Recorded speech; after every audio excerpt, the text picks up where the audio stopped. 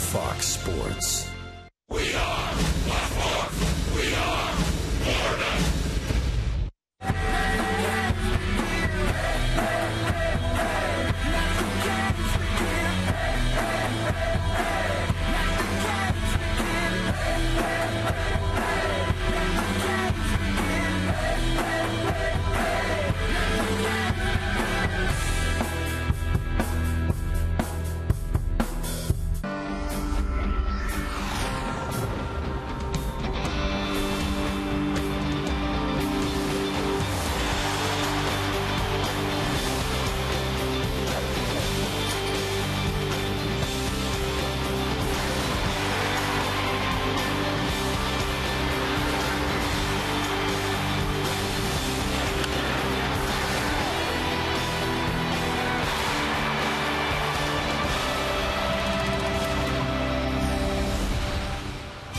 This afternoon in Miami, time for some baseball. Marlins and Phillies getting ready to finish off a three-game series, the Wednesday Showdown, brought to you by Kendall Toyota and West Kendall Toyota. Miami wants to get a win. To do that, they're going to have to score a run. And doing that against Roy Halladay, Chase Utley, and the Phillies, that's not easy. But the fish will give it their best go as we're ready to go for an afternoon of baseball. Rich Waltz along with Tommy Hutton. My partner often says baby steps. And that's what the Marlins have to think about here, Tommy. You want to win the game, okay? That's a given. But you got to score a run. To score a run, you got to get on base. And the Marlins need baby steps today. Yeah, you can't look at the big picture. You can't look at the overall 27 scoreless innings, 3 straight shutouts. We can talk about that, but you can't think about that on the field. Have to take baby steps, get on base, think the other way, maybe against Roy Halladay, and maybe create some things. But this has been a streak that, if you think about it, even some good teams have gone through scoreless streaks. Yeah, historically for the Marlins, they're right on their record as far as scoreless streaks. The Marlins tying a franchise record at 27 innings. The Major League record, 68 Cubs, 1906 Phillies. But this year, the Dodgers actually went 33 games without scoring a run. Yeah, the things that stand out to me there is that the Dodgers have had that 33 scoreless streak this year and 25 innings in 2003. So it can happen to a good ball club. Matchup in this one, pitching matchup, is a real good one. Let's start with Miami's Mark Buehrle. And Buehrle gets the ball. He's not pitched well of late. No, he's not. He's had a couple of opportunities to win games, but overall, an ERA of over 6 in his last 5 starts. At home, though, this is a good place for Mark Buehrle to pitch. He's 6-4 and has a nice 2.94 ERA right here at Marlins Park. And Roy Halladay coming back off the disabled list. He was on the DL for about 2 months, but his last 2 starts have been absolutely spectacular. 15 innings, he's given up just 5 hits and 1 run. Sir Pizza pitching matchup. Baby steps against Roy Halladay. That's not always easy. So it's Halladay, it's Buehrle, it's Phillies, it's Marlins. It's an afternoon of baseball. Glad you're with us.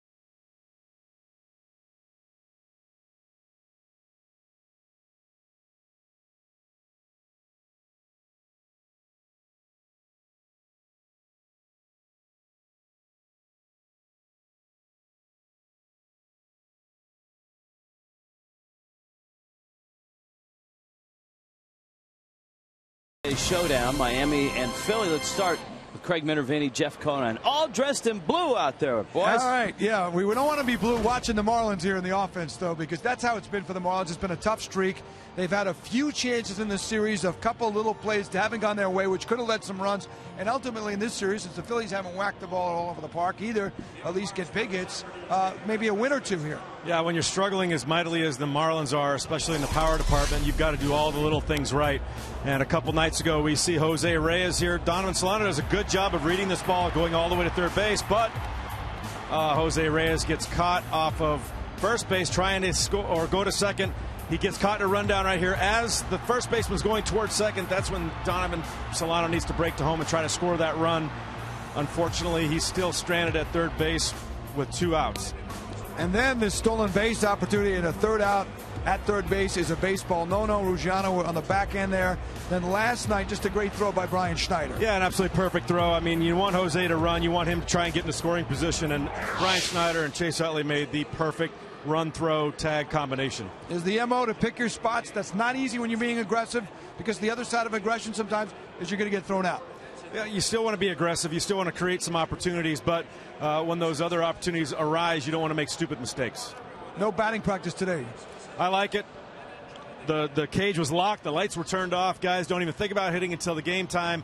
You got Roy Halladay to worry about. Don't worry about your swing in the cage. All right, we'll see how that plays into the game. Marlins trying to get a win. How about a run for starters? The Marlins facing tough Roy Halladay. Mark Burley pitching for the Marlins. We'll look for you on the Marlins post-game show right here on Fox Sports Florida. Thanks for joining us. See you in a bit.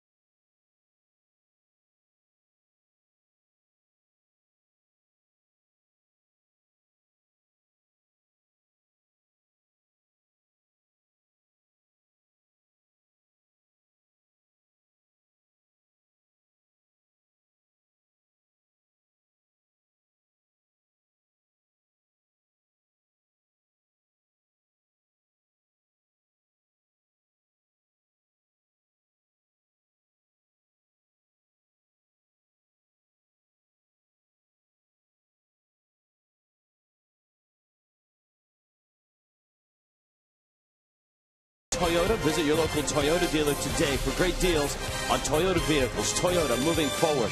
By AT&T, the nation's largest 4G network. AT&T, rethink possible. By Papa John's. Right now at Papa John's, buy any large pizza, even specialties, for only $12. By Nissan. Get to Nissan for the biggest savings under the sun at Nissan Summer Saving Days.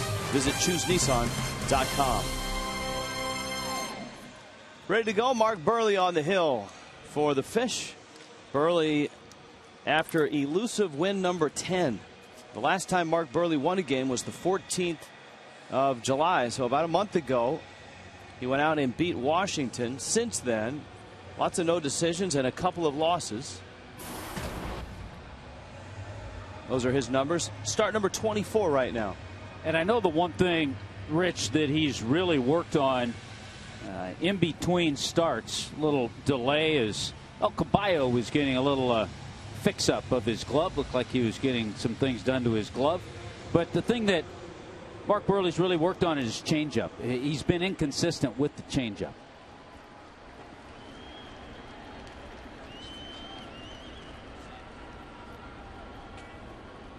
Jimmy Rollins, Kevin Franzen, Chase Utley for the Phillies.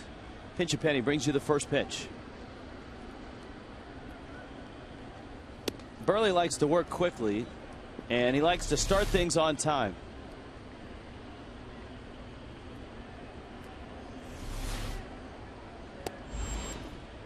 And Mark Buehrle has missed with his first 2 pitches to Rollins. Jimmy Rollins last night opened the game with a home run, and that was it. A 1-0 win for the Phillies. Who would have thought that that second pitch would decide the game? But it did. Josh Johnson was terrific. Kyle Kendrick was outstanding. And the Marlins scoreless streak reached 27. Here was the second pitch of the game. Blink and you missed it. Fastball, middle in. Jimmy Rollins with a solid swing. Home run number 14 on the year for him. Buehrle didn't get that pitch, and it's in. The count's 3-2. Chad Fairchild's calling balls and strikes, and that pitch was in. Ground ball, third. Stop there. Dobbs loads up, fires across in time. Terrific play by Dobbs, who's playing in a lot of pain right now. And after he threw that ball, you could see him almost double over, but he made it. It's a 5-3 putout. When you struggle with an oblique injury, you can kind of control it when you're hitting, because if you zone and get good pitches to hit, if you go out of the zone, you might stretch it a little more, but you can't control it as much in the field. And to make a play like that was nicely done by Dobbs. Kevin Franzen as Buehrle misses outside. Franzen getting the start at third base.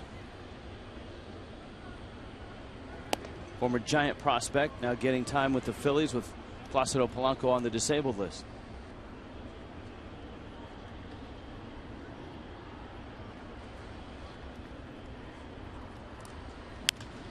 Liner into right field. Stanton is there, and he makes a running catch. So 2 nice defensive plays behind Buehrle to open this ball game. Phillies lineup looks this way. You've seen Rollins, you've seen Franzen, now meet Chase Utley. There's been a Ty Wigginton sighting. He's in the cleanup spot. Hector Luna is in left field. A Marlin briefly. Dominic Brown in right. John Mayberry in center. Eric Kratz behind the plate. Roy Halladay hits ninth. And here is Utley. Utley a single last night. This is game number 39 for Utley. He had an RBI double in the 4-0 win. That on Monday night, and Buehrle gets a strike on the inside corner. It's 0-1. Utley, when it's all said and done, will go down as one of the great Phillies of all time.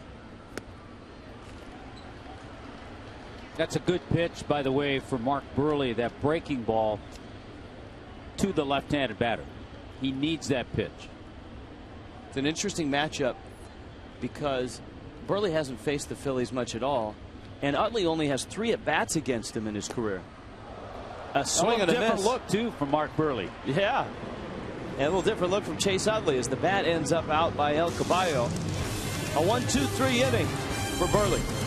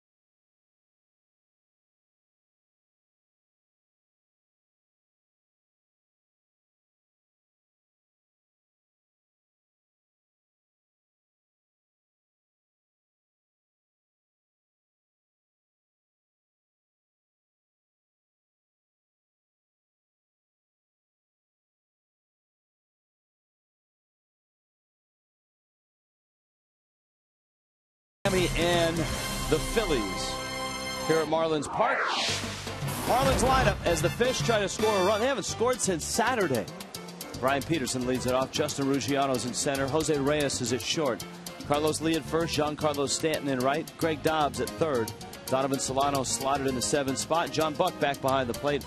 And Mark Burley hits 9th. Not only hadn't they scored since Saturday, but now they've got to face Roy Halladay, who, despite a pedestrian 6-6 and 3.80 ERA, is back to being his own bad self. Yeah, he is. He made a little tweak with his delivery. He's a little more up on top. And he pitched the last few starts before he went on the disabled list, not at 100%. And I think, as always, and we used to see this over the years against Greg Maddux, you have to get to these guys early in the count, if possible. That might be the best pitch you're going to see. Peterson 1 for 3 in his career against Halladay. Now, Chad Fairchild had a tight strike zone for Burley's first inning. There were 2 or 3 balls that were in the zone, clearly, that were called balls. So it's interesting to watch how Halladay works. He's a guy that will, with all the sinkers, work on the edges, down by the knees, out on the outside part, and he's gone 3-0 on Peterson.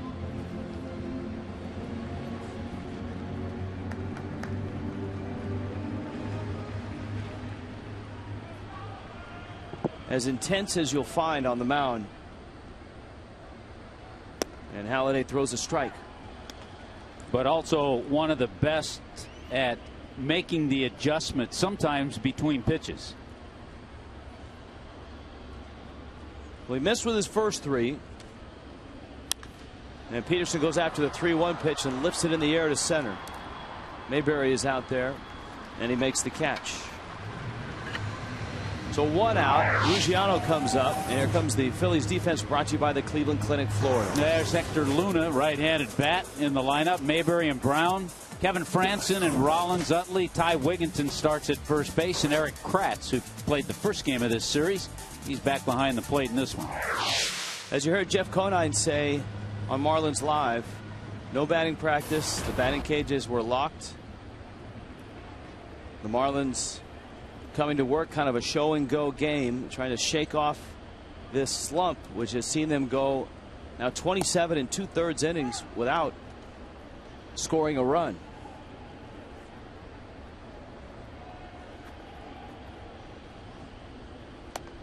Ozzie Guillen really has his best lineup in there today. Ruggiano, Reyes, Lee, Stanton, Dobbs. 1-1 pitch, a swing and a miss. There's the breaking ball that Tommy talked about. Here's the scouting report. That two-seamer certainly has sink. He throws a split-like change. Hey, he works fast, doesn't even give us a chance to get the scouting report out there. And he has 2 outs in the books. These are 2 pitchers that if you bide your time, they will get upset. The word on Halladay also, Rich, in his last outing against the Cardinals, a good hitting ball club. 8 innings, 2 hits, 1 run. His curveball was there. He threw some really good curveballs. Here's a guy that has had success against Halladay. Reyes, 375 career hitter. In fact, Reyes, success against all 3 starters that the Phillies have run out there. Good numbers in his career. You see the numbers against Halladay. He had a hit against Kendrick last night and 2 hits against Hamels on Monday. So Reyes has been doing his part. There's been no one to drive him in or get him over. Counts 1-1. Kratz trying to hang on to that one. That one really dove down. It's 2-1. There's Reyes' season numbers.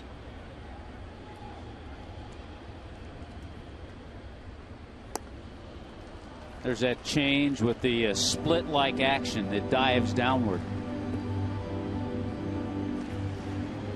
Halladay, and this is an amazing stat, has retired 57 of the last 64 hitters he's faced. But not Reyes, who singles to center. And his run against Halladay continues. And you're right about Reyes. He was 2 for 4 against Hamels. He had a base hit last night. The other thing about Jose this year, The average from the right side down a little bit as to his normal, but he came into this game hitting over 300 from the left side. We had the discussion around the All-Star break. Do you think Jose Reyes is going to finish the year above 300?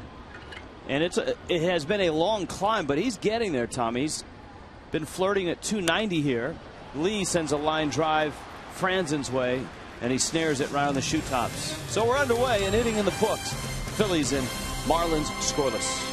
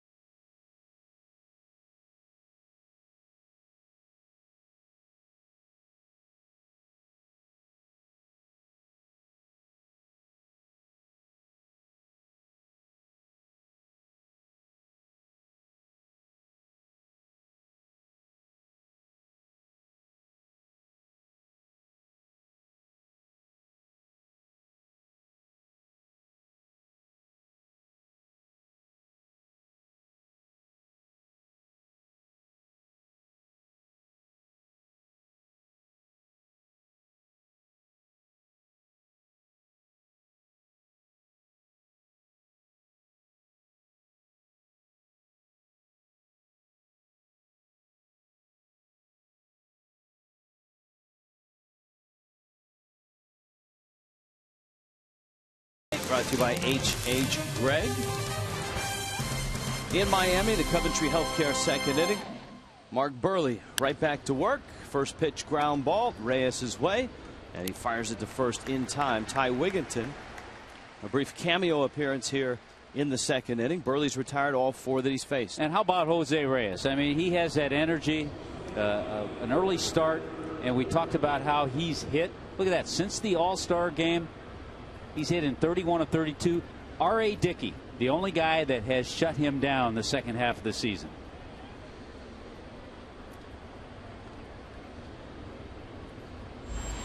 That's amazing. Were it not for that R.A. Dickey game, he's got a 32-game hit streak. As it is, it's a scoreless ball game, and Burley flips up a breaking ball for a strike. It's 1-1 to Hector Luna. Luna's been a guy that Charlie Manuel's been able to plug in a lot of different places. And in this particular spot, he finds himself in left field. He came up when Nate Shearholtz was put on the disabled list. Yeah, the Phillies playing some guys that were in AAA, Lehigh Valley. Franzen was there. Dominic Brown. Eric Kratz was there. That went foul back into the seats.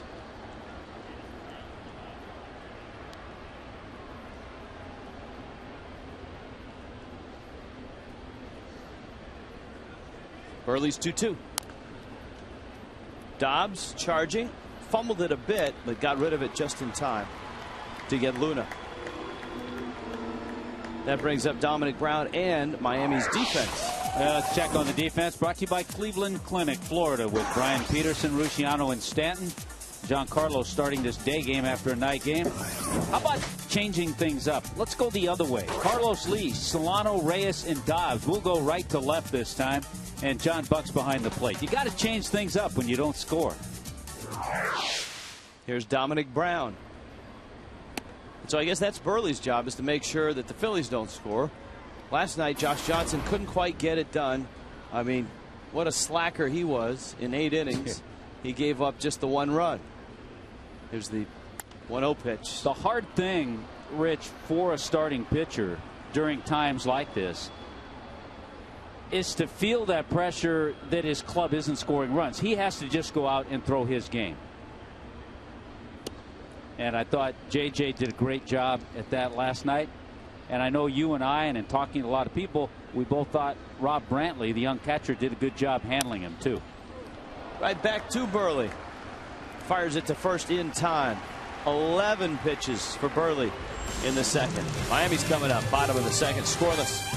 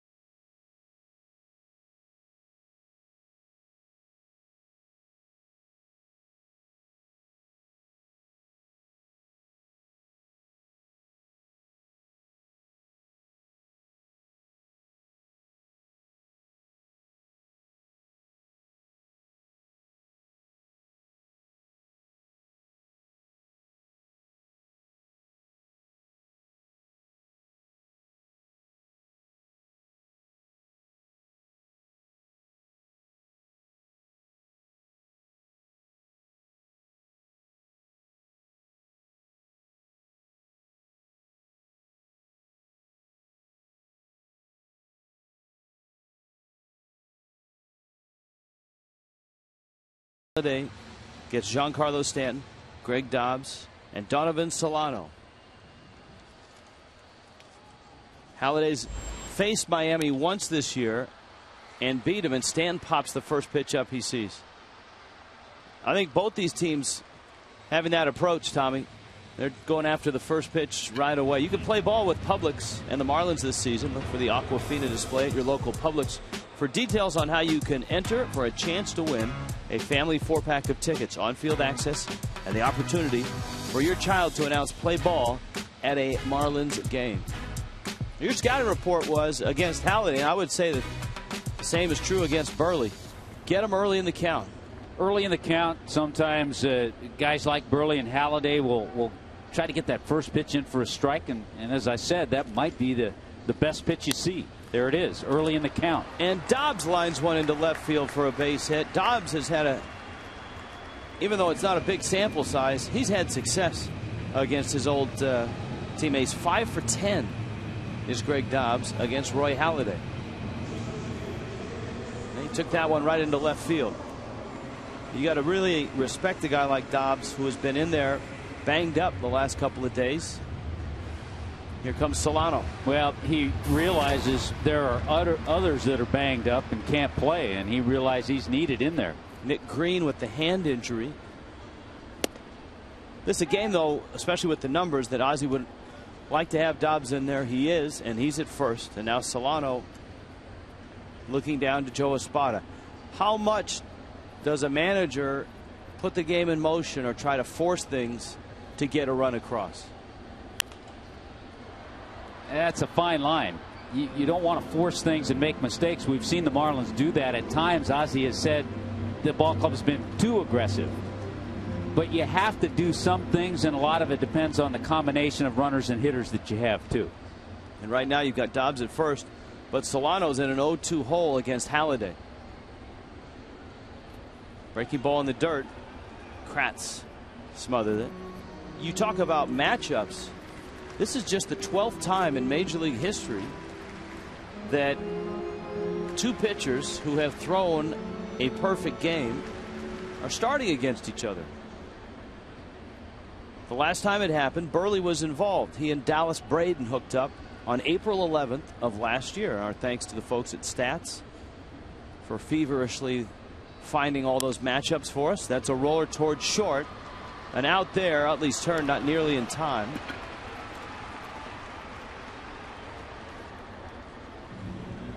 Dallas Braden of the Oakland Athletics, who I believe threw his on Mother's Day. There have been some interesting perfect games. Jim Bunning threw a perfect game on Father's Day. Now he's involved in one of the matchups. There are some names that carry through on this list. The first time it happened was 1966. Jim Bunning and Sandy Koufax. And then they met again later that year on October 2nd. Here's John Buck. Koufax's was a unique perfect game because his was against the Chicago Cubs. It was a 1-0 win, and the Cubs left-hander Bob Henley gave up just one hit. So there's only one hit in the entire game. That's amazing.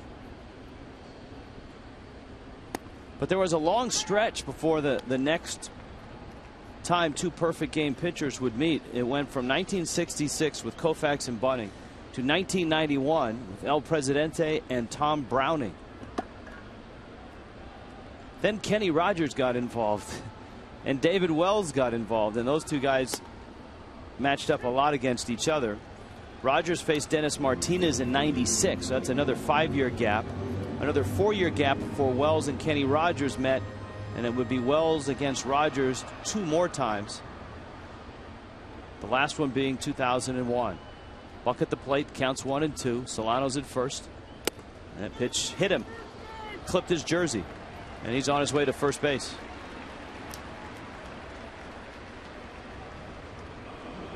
This copyrighted telecast presented by the Authority, the Miami Marlins, may not be reproduced or retransmitted in any form, and the accounts and descriptions of this game may not be disseminated without the express written consent of the Miami Marlins. So what you're saying, Rich, is we have a little bit of history going on here this afternoon. Absolutely, and the two guys involved right now, Burley at the plate and Halladay on the mound. Of course, the Marlins remember Halladay's perfect game because it was against the Marlins. It was on the 29th of May back in 2010. And the other unique thing about this matchup, not only has each thrown a perfect game, each has thrown a no-hitter. Halladay's in postseason against Cincinnati. That's and right. Mark Burley's. Luna is there and makes the catch. So Burley pops out. Halladay's cruising. So is Mark Burley.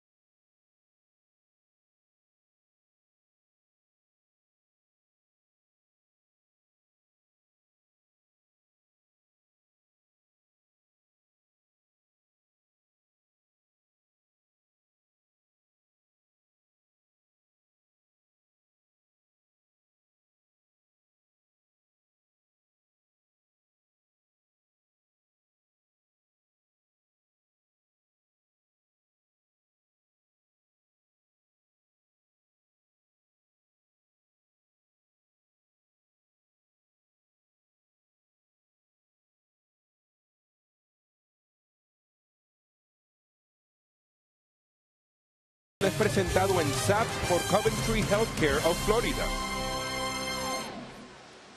Lunch is served here at Marlins Park. A little business person special. Folks watching a scoreless game. Let's check in with Craig Minervini. Craig? Rich, thanks very much. Tonight up in Jupiter, Emilio Bonifacio will start his rehab stint for that thumb sprain. He's going to play for the Hammerheads at 6:30 against Fort Myers. By the way, last night Donnie Murphy played 2 for 4. As for Bonnie, it's been a frustrating run here with this thumb, missing his 57th game here today.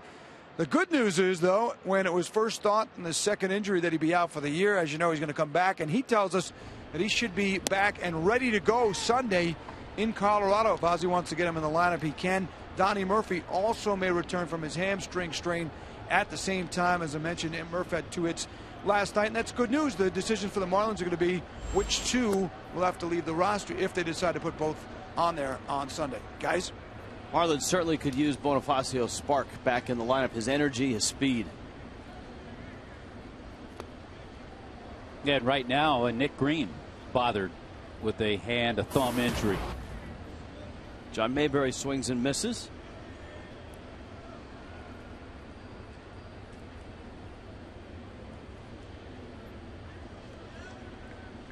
The 1-2. And Burley gets him. Second strikeout for Burley, and he's been outstanding so far. Right out of the chutes, Burley and Halladay seem to have their best stuff. Well, Burley has faced 7. He's retired 7. Colorado tomorrow. Actually, Colorado tonight, if the weather is willing and we get there on time.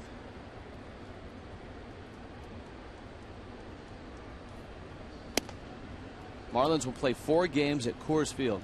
And if the Marlins can't score runs at Coors Field, we know something is wrong. Yeah. And then they go to Arizona, which is a great place. Which is another great place to hit. Two great hitting ballparks. Eric Kratz fouls it at the plate. 90-mile-an-hour changeup for Burley. There's a lot of accolades that both of these pitchers have. In terms of career numbers, Halladay has the edge of wins, ERA, but Burley's right up there. A 4-time All-Star, 3 Gold Gloves, high pop, and Reyes is coming in, and he makes the catch. One of the numbers that we talk about with Burley is that he needs 1 win to get to 10. That would give him 12 consecutive years with 10 or more wins. That would tie him with CC Sabathia. Halladay is on a run of 7 consecutive years. Back in 2004, Halladay, with some injury issues, went 8-8, and that followed his Cy Young year with the Blue Jays of 2003. Yeah, he had just 21 starts that year, so he's on a stretch of 9 of the last 10 years. 10 or more wins. Mixed in a couple of Cy Young awards, 1 in each league. Now, I know the Phillies have other issues, but when Halladay went down, the Phillies went down. They were 15-27 when he was gone. Into right center field, Ruggiano trucking in, makes the catch, and Burley has retired all 9 that he has faced. That with 10 pitches.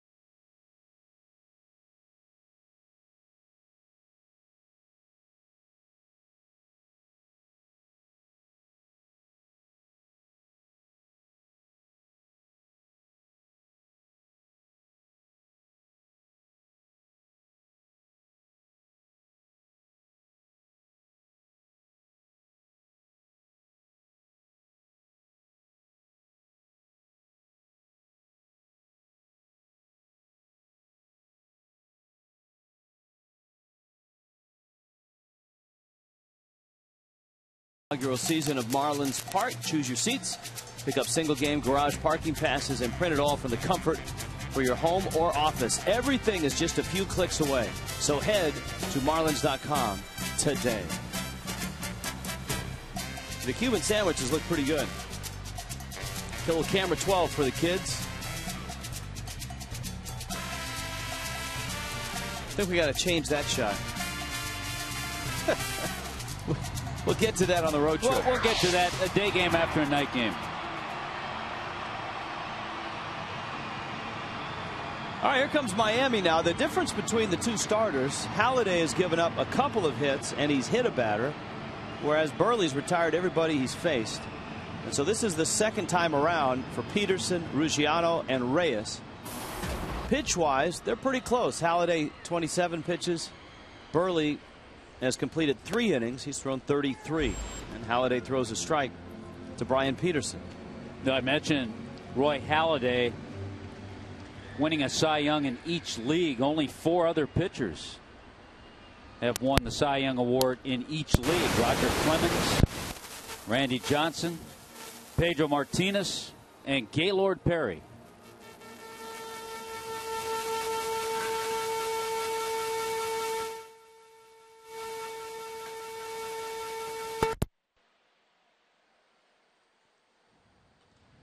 Oh, 2 pitch is hit in the air to right field and deep, and it is foul. We apologize for the audio issues. That's what happens when we plug too many things in, like our iPad, our iPhone, electric razor. And when we talk about guys like Clemens, Randy Johnson, Pedro Martinez, and Gaylord Perry. All of a sudden stuff starts smoking, sparking, and blowing up. Here's the 0-2. Check swing. He went around. Peterson strikes out on a breaking ball. Halladay's really using that curveball today and using it with success. Yeah, yeah. Sometimes he'll come right at you with that good sinker, use his changeup. But you're right, and it might be a carryover from that game he had against St. Louis last time out, where he used the curveball a lot.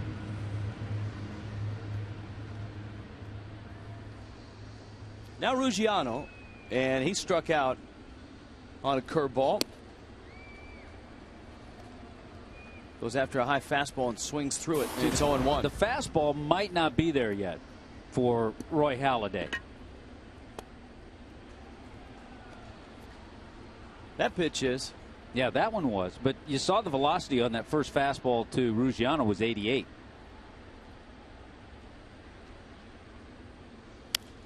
Well, if ever there's a guy for a right-hander, you know, there's the Moyers and the Burleys for lefties. But for a right-hander, if ever there's a guy that is an example that you don't need to throw mid to upper 90s, it's Halladay. And another breaking ball gets Ruggiano, who was way out in front. Halladay has 3 strikeouts, Ruggiano twice.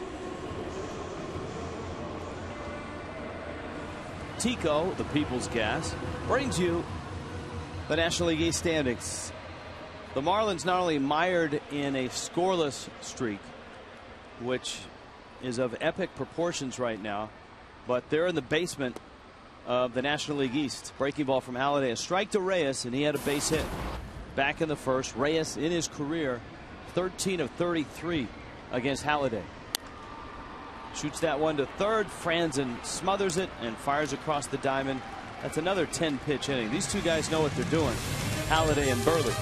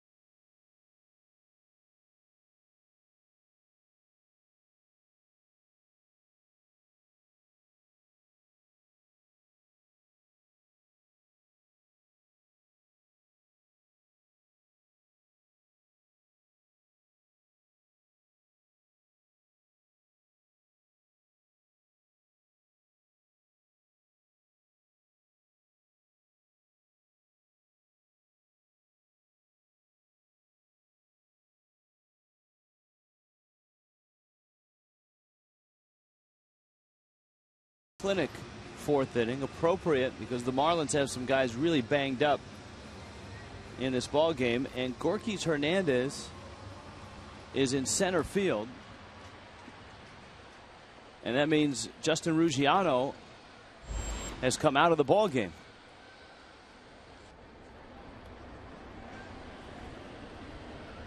Jimmy Rollins at the plate. Remember, Ruggiano about a week and a half ago had back spasms that kept him out for 5 or 6 days. And I wouldn't be surprised on those big breaking balls if he may have aggravated it. There's the first hit of the ball game for the Phillies. Rollins strokes one into left. Let's take a look at Ruggiano's swings. This is the first swing of his last at bat against Halladay. That was that fastball, that 88-mile-an-hour fastball. You can see the grimace on the swing and miss from Ruggiano. And that looks exactly like the swings. Remember, he tried to play a game with the back spasms and took some swings. Went to a knee after missing on a curveball. Well, all of a sudden, you look at that bench, and Ozzie Guillen has a very limited bench. You don't know the status of Nick Green. Hernandez is in the game. You need to hold back Rob Brantley. So basically, you have Cousins and Kearns. And you're facing Roy Halladay. And that's an issue, too, moving forward. If Ruggiano is out for 3 or 4 days and Green still can't play, Dobbs is banged up, then the Marlins really have to think long and hard about getting an able body here that can play an assortment of spots. Ground ball, Solano to his left. Nice feed. Reyes' turn in time. Rollins with a good slide. He and Reyes out there at second base with a smile for each other. But Solano starts a nice double play. AT&T trivia question arrives. Phone flippers that we are. Only Philly to hit 2 pinch hit grand slams in 1 season. Well, there's 2 guys in the immediate history of the Phillies you think of, Matt Stairs and Greg Dobbs. Good possibilities. You could go back a little further. You had Jay Johnstone, Ollie Brown, big right-handed bat. Now, you were a very prolific pinch hitter for the Phillies. More of the Greg Gross type of the line drive variety. Any grand slams in your No, career? not a grand slam. 3 pinch hit home runs, but not a grand slam.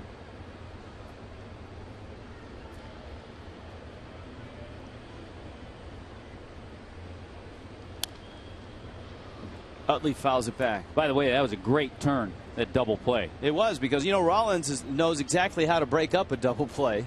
He's had plenty of guys do it to him. Solano got it to Reyes, and then Reyes, hey, he knows the drill.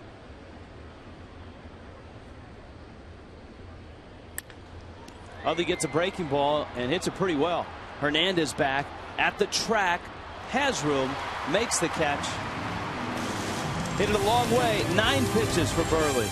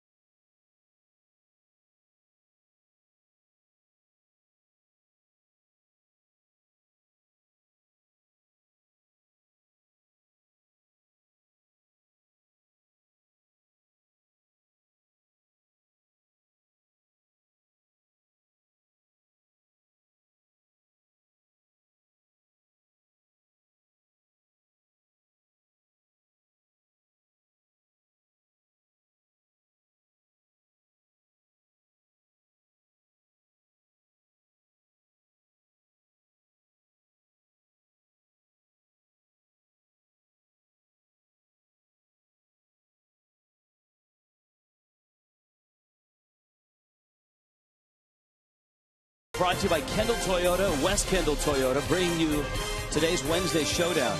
By Coventry Healthcare of Florida, lighting the way to better health.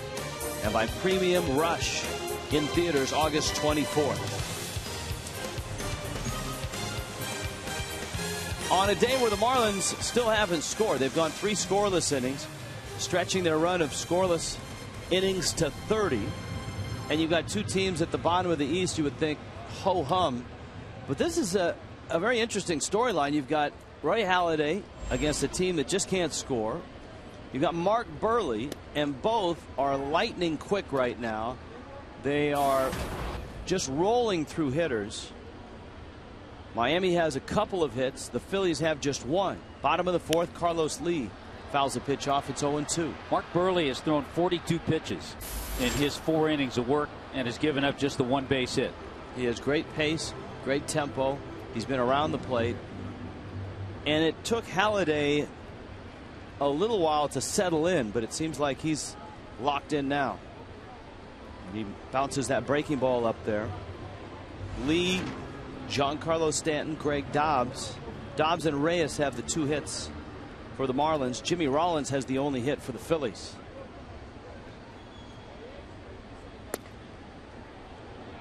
Been a little rough stretch. We haven't seen too many from Carlos Lee. He's just 1 for his last 10.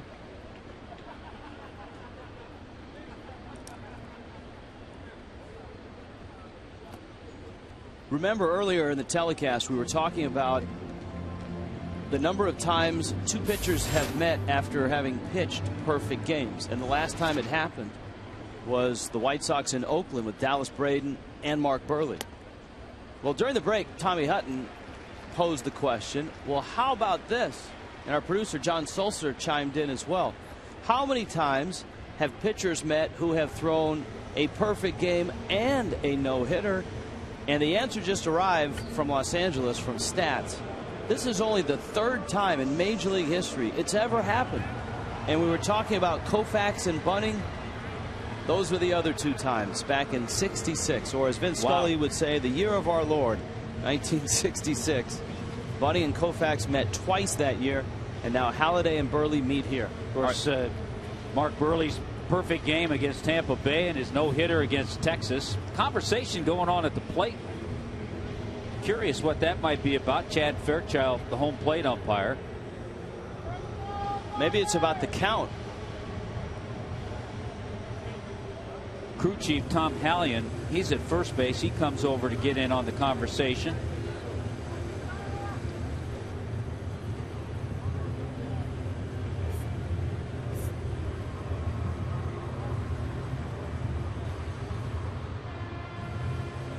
And the conversation, obviously, Halladay feels like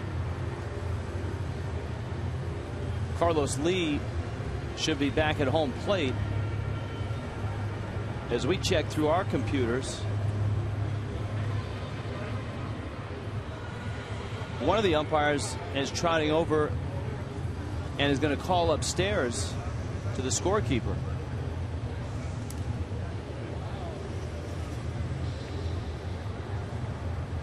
Six pitches were thrown to Carlos Lee, and 4 of them were balls. There's a foul ball. That's a strike. Another. So quickly ahead, 0-2. So this is the 0-2. Keep track. Ball 1.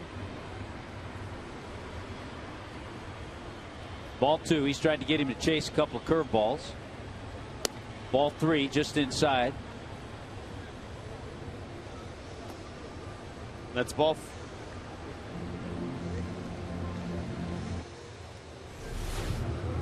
Ball 4. Yeah, you see Tom Hallion saying, okay, ball 4.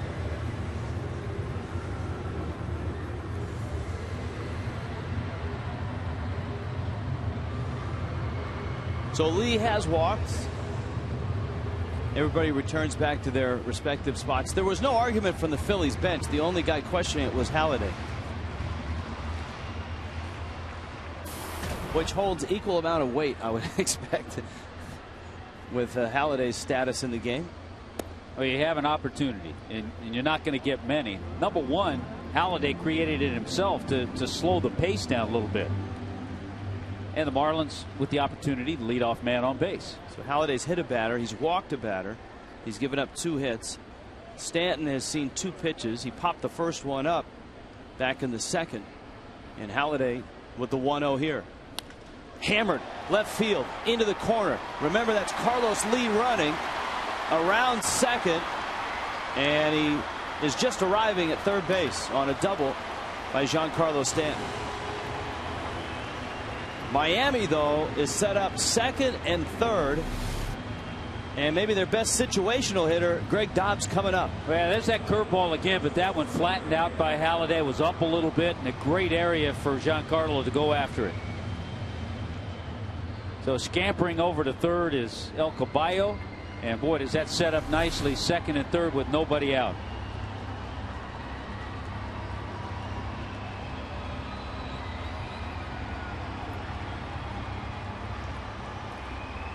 Look at that number. Dobbs 9 of 10 times. The news on Justin Ruggiano, right oblique strain. He's day to day. Dobbs drives it right field. That one's going to fall, a base hit. Here comes Lee. He will score. Stanton at third. Hallelujah. Miami has scored a run. There will be a brief ceremony behind home plate. Get that monkey off your back. How about Greg Dobbs twice on his base hits? First pitch swinging. One to left field, that one to right field. Wow. And Dobbs is battling an oblique. That's knocked Ruggiano out of the game. You can see Dobbs still in a tremendous amount of pain, but he's 2 for 2, an RBI single. And here is Solano now. Dobbs now 6 for 11 in his career against Roy Halladay. In fact, that cutter got in on him just a little bit, but he drops it in front of Dominic Brown. Solano at the corners, middle infield, back for 2. And a strike from Halladay.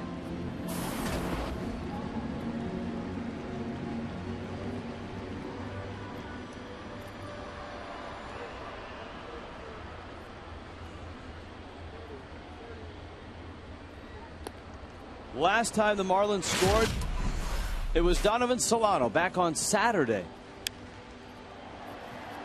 And the same guy scored the run. Carlos Lee. Here, Dobbs drives in Lee, and Solano's up with a chance to do more damage. And when you get a chance against Roy Halladay, you better take advantage of it. Even a ground ball that turns into a double play would be welcome to get an extra run. This is where contact is so important. And Halladay knows that. He wants him to go fishing. Buried the breaking ball. And it's 1-2.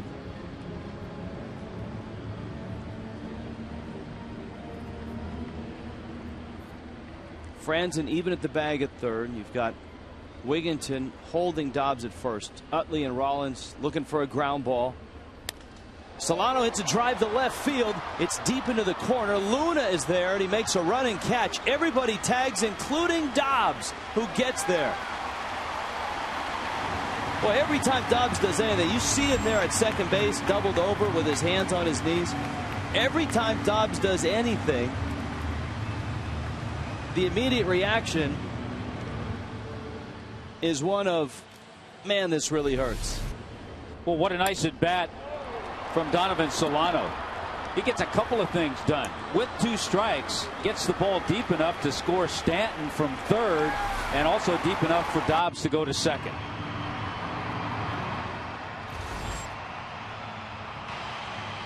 You can see it. Dobbs is still, I mean, deep breaths, just trying to get through this.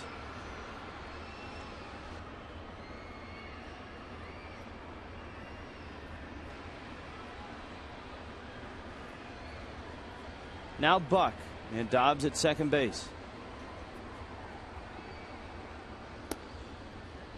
A strike from Halladay.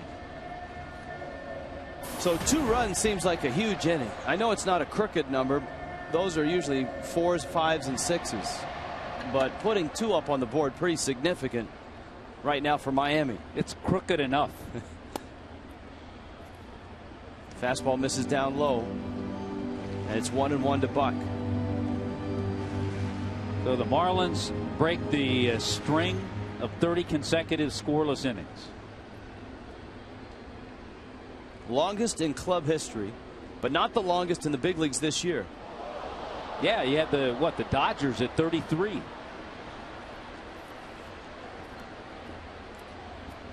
Buck swings and misses. Watch Dobbs' reaction here. Whoa. Ah. That's not something you figure into your secondary lead. Let's see, got the ball, got the shortstop. Oh, they got the bat coming at me.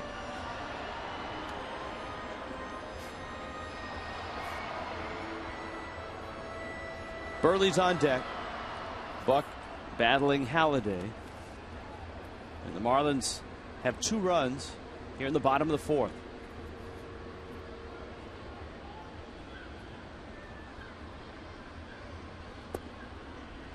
That breaking ball, this is as much as I think we've ever seen Halladay throw his breaking ball in a start, and we've seen a lot of his starts. Part of that could be because it doesn't look like he has his best fastball.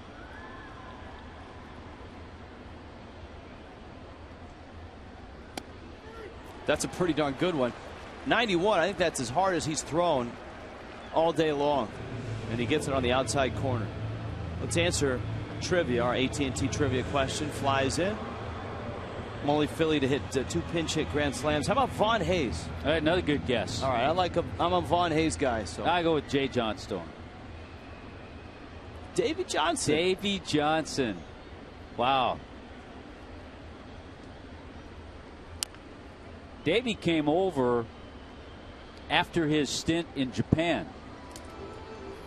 And as a teammate of Davies in '77, he did a good job off the bench then and was with the Phillies that next year in '78. So were you guys on the bus squad together in spring training? Yeah, the bus squad was more in Montreal, but we had the bomb squad in Philadelphia. Oh, they were the bomb squad. Oh, yeah, yeah. We had a lot of those Sunday games. Or a game like this, a day game after a night game getaway, and you're facing Halladay, or in your day. Tim McCarver was a part of that. Jerry Martin, really a good outfielder, had some power. Jay Johnstone, he played a little bit too much, but every once in a while we'd let JJ be a part of it. Membership has its privileges. 0-2 to Burley. Miami has a couple runs, and Burley takes low and inside. The Marlins, the other thing they've accomplished here is they've really extended Halladay's workload. He's approaching 60 pitches. And that wasn't the case through his first 3 innings. Both he and Burley zipped through their first 3. Burley, in fact, has thrown just 42 pitches through 4 innings.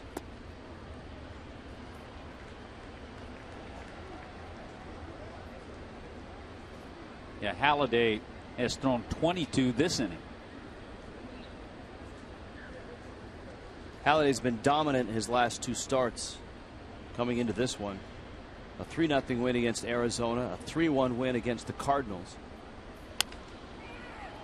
Burley pulls it, and it's picked up by Wigginton, and the inning is over. But Miami gets 2 runs for the first time since Saturday. The fish on the board.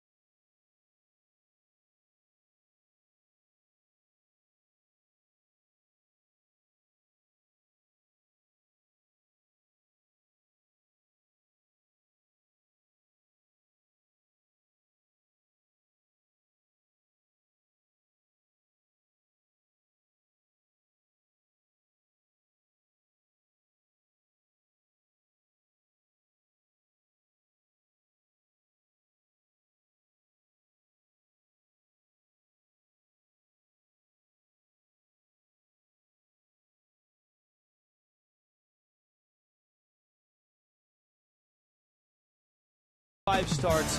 The ERA is at 1.60, yet he's 2-2. Marlins use JJ for an edge. You can keep your edge with Just for Men mustache and beards. Subway 5th. Greg Dobbs has been in the middle of a lot of things already in this one. Wigginton takes a strike as Burley is right back on the mound and working quickly. Wigginton, Hector Luna, Dominic Brown. And that ball is kissed left field and deep. Back goes Peterson at the wall, and it's gone into the bullpen. Ty Wigginton has homered, his 3rd career homer against Mark Burley in his 29th career at bat. Yeah, Wigginton came into the game with 7 hits in 27 at bats against Mark Burley. 2 of those home runs. Now he's taking him deep for the 3rd time. And just like that, the Phillies cut the lead in half. Pitch was middle of the plate. Burley, Wigginton, who always hits so well at Sun Life, believe it or not, that's his first hit at Marlins Park. He'd been 0 for 7. I wouldn't be surprised if the other night after the ballgame, if Wiggy took a taxi up to Sun Life and just walked out on the field trying to soak up some of that magic. He was just a dominant hitter in that building. Hector Luna's up. Burley at the knees gets a strike. 2-1. A lot of afternoon games in baseball. This is the first one in the National League. A little later on, the Nationals and the Giants out on the West Coast. Milwaukee and the Rockies are an afternoon start. So are Houston and the Cubs. Dodgers and Pirates tonight. That ball smoked foul. A little Olay from the ball boy there, and I don't blame him. Don't blame him at all. What a nice game last night. The Giants left-hander Madison Bumgarner. Complete game, 5 hit. Gave up just 1 run to the Nationals. Mets and Reds added tonight. Padres and Braves tonight. Arizona is in St. Louis.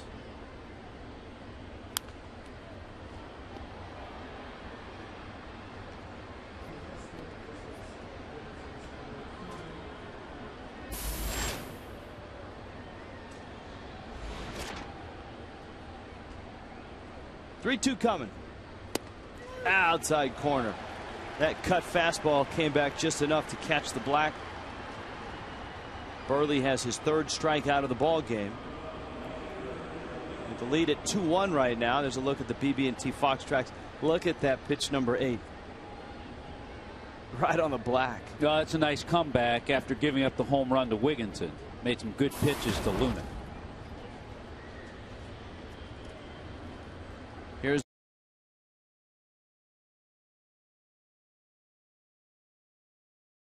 of the National League East, and the Phillies, winning the first 2, have pushed 2.5 games between themselves and Miami. The Marlins at a season low 13 under, while the Phillies are 8 under. That breaking ball is up and in. Dominic Brown, our Cholula hot sauce spotlight player. A Florida native. And he's a nephew of Jim Mudcat Grant. Miami offered him a scholarship as a wide receiver. Pop up to left, Peterson makes the catch. On the year, the Marlins have played the Phillies pretty well. Marlins have won 6 of the 11 games to this point against Philadelphia.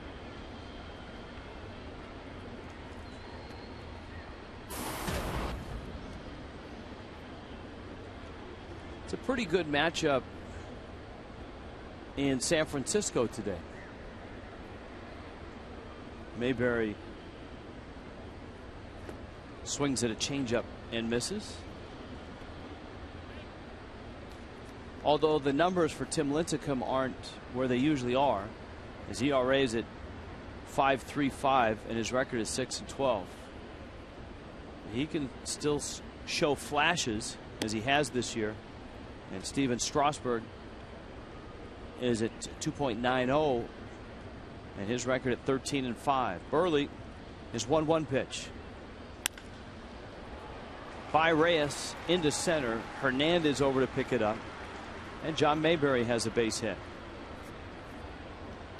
So the Phillies have done a little damage to Mark Burley here after Burley went 3 innings without a hit, 4 innings having faced the minimum.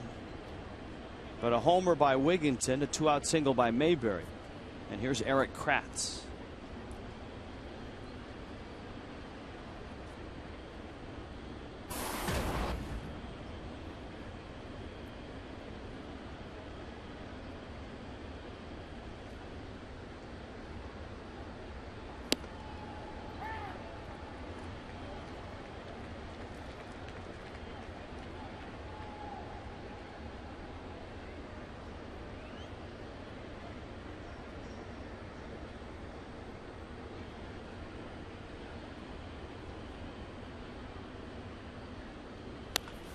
Kratz pulls one foul. And a nice play. Been a busy inning. Yeah, he knew on that scorching line drive to get out of the way, but on that one he had the carom played perfectly. We talked about this ballpark being a great place for Mark Burley to pitch too. Here at home he's 6-4, but he has an ERA at 2.94. Got him leading.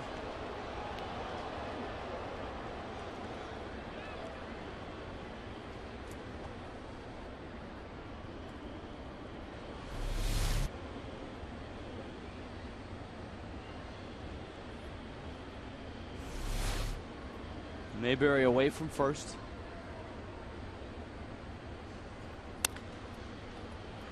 Reyes to his left, shovels it to Solano to get the out, but the Phillies are on the board. Ty Wigginton's 10th homer of the season and a 2-1 game.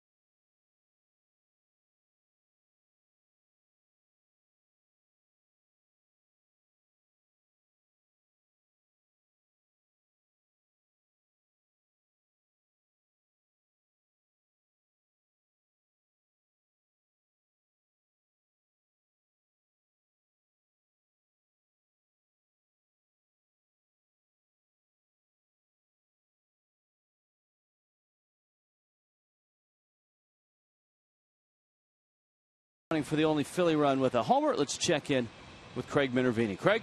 Hey, Rich, thank you very much. Marlins Park, as we know, big dimensions. How's it playing out compared to other parks in the majors and its old stadium as well? You look at the numbers, homers per game, 26th in the league, a little less than you see Sun Life all the way on the right. Yankee Stadium has twice the amount of homers with the short dimensions there. Runs per game, about middle of the pack, similar to Sun Life. Coors Field, where they'll be heading next, way ahead of the field. The lowest is just over 6 runs in Seattle.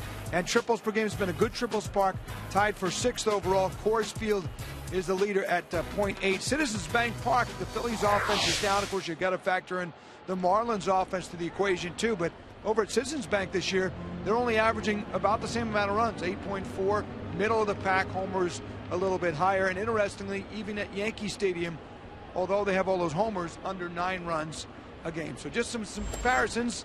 Compare Marlins Park in year number 1. Guys? Thank you, Craig. And as Craig pointed out, the Marlins just in their first year here, and in Citizens Bank Park, the Phillies haven't put up a lot of runs. That's a fly ball foul.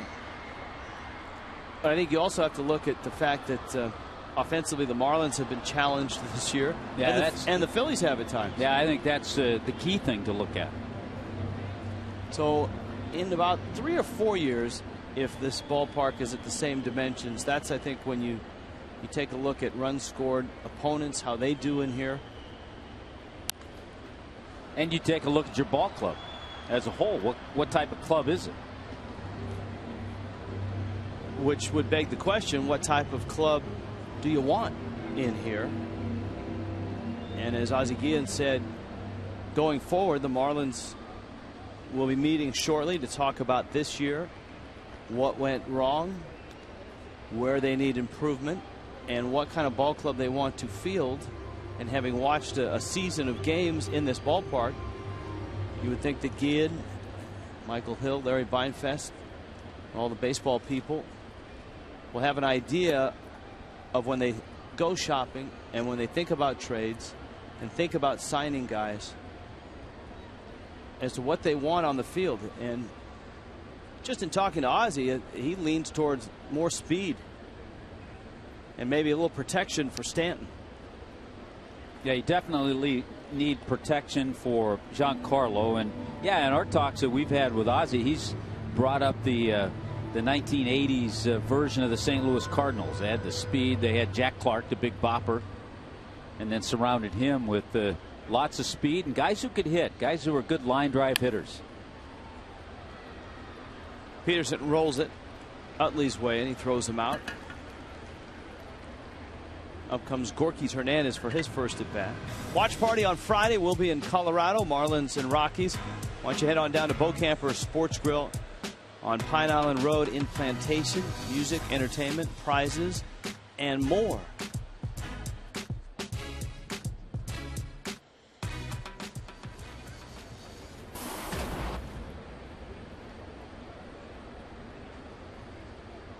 Gorkys Hernandez.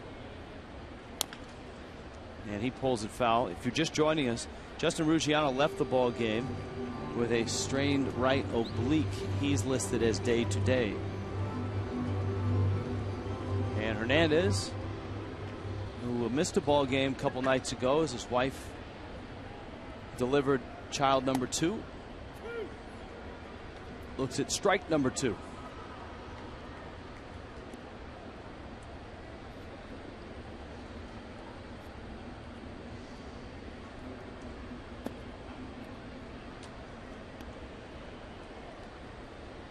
Yeah, you watch Halladay, the way he's worked today, and I'm sure the Phillies would say the same thing, especially compared to his last 2 starts. He's not been as sharp as we've seen him in the past. He came into this game 5-3 in his career against the Marlins with a 2.40 ERA.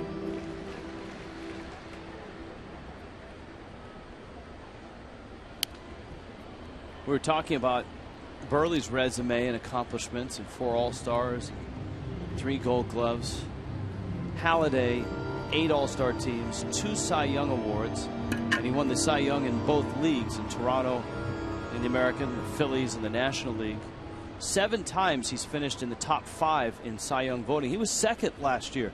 That's the incredible number to me. The fact that 7 times he's had the kind of year that's warranted him top 5 in the Cy Young voting. And I know Kershaw won the Triple Crown and all that, but Halladay's year last year with a 2.36 ERA, 32 starts, 19-9. Brown over there makes the catch. This season, Fox Sports is proud to support Boys and Girls Club of America, a place where youth can reach their full potential as productive, caring, responsible citizens. To learn more, please visit greatfutures.org/Fox Sports.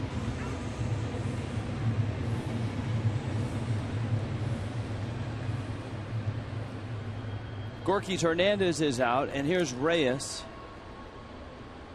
Miami has 4 hits against Halladay.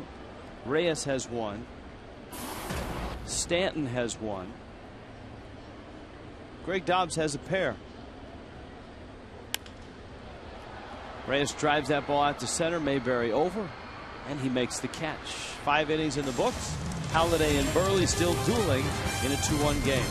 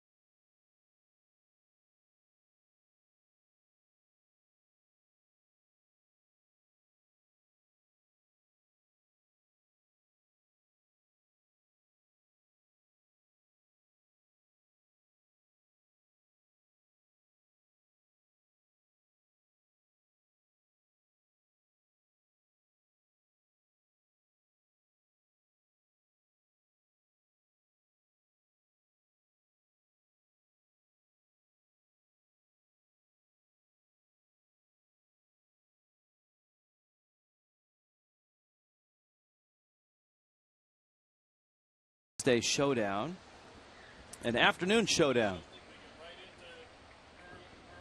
Mark Burley, first pitch.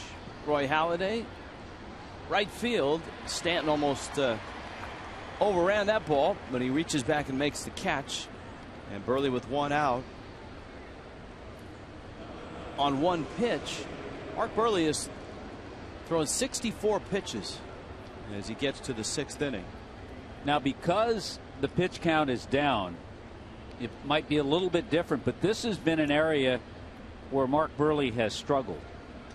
3rd time around the lineup, batters are hitting over 350 against Mark Burley. In the 6th inning, his ERA has been over 7. But I think part of it today, he's got that pitch count down. It might be a little different story, and he has good stuff today. There's no question about that. Rollins had the first hit back in the 4th inning, and Rollins dumps it foul and out of play. Burley had not pitched against the Phillies until this year, all the way back early in his White Sox career. But he started 3 times this year and is 1-2 against him. You got to go back to 2004. He had been 3-0 going into this year. Reyes backs up. Rollins, wow, is not running well.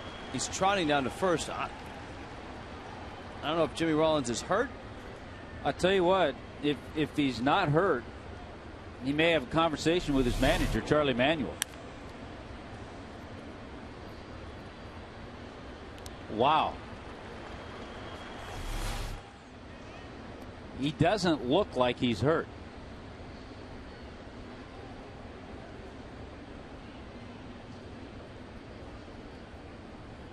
Earlier in his career, he didn't run out a ball, and Charlie Manuel yanked him out of a ball game. And I remember at the time, Rollins said, Charlie's right. There's a bunt by Franzen, and Burley can't handle it.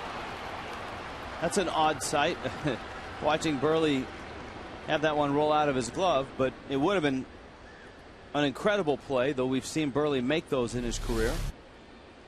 Yeah, he's trying to get his body in position. Watch him shift his feet. It's going to be a base hit all the way. But it's going to have to be a perfect play, and even if he does that, I'm not sure he throws out Franzen. Mark Buehrle has thrown 4 pitches or less to 16 of the 20 batters he's faced, and he's only had 2 3-ball counts.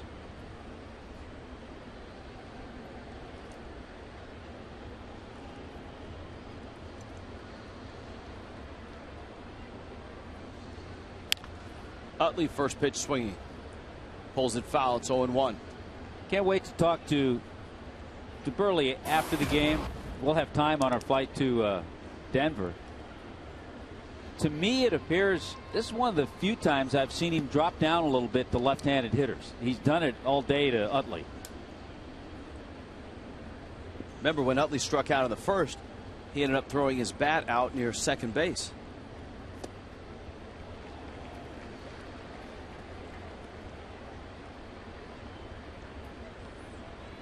As I told you, Buehrle doesn't have a lot of history against the Phillies, so for Utley, there's not a real big body of work to go back to. He's 1 for 5 in his career against Buehrle. Ryan Howard, who was not with the ball club, he and Utley, of course, both injured earlier in the season, has never faced Buehrle.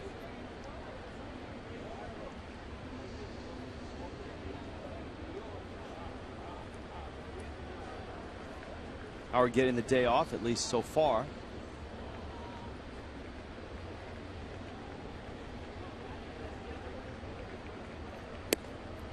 Got a feeling that big bat will be ready if needed in the 8th or 9th inning off of Heath Bell or Steve Cishek.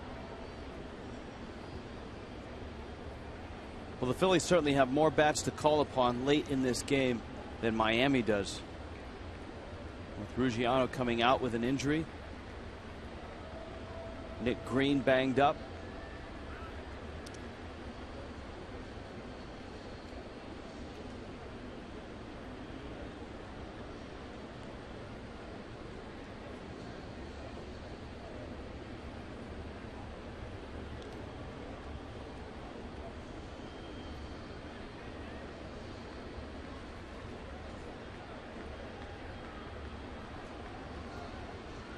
These are 2 guys as well that are up there on the career wins list.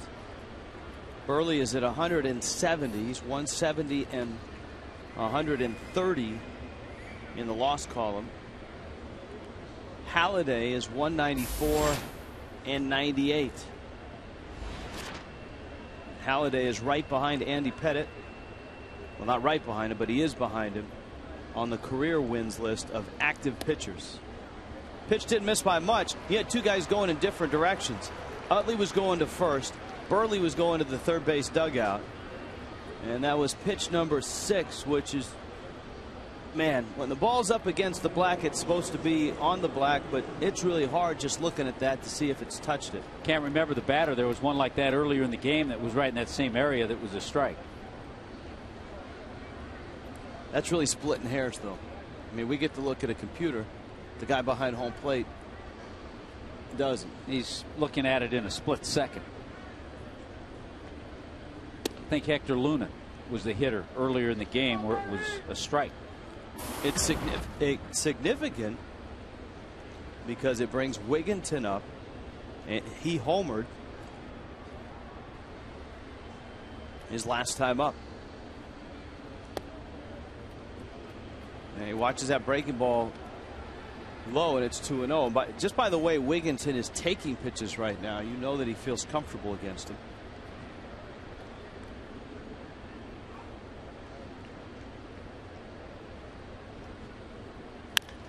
Wigginton just this year against Buehrle is 3 for 10 with 2 homers this year.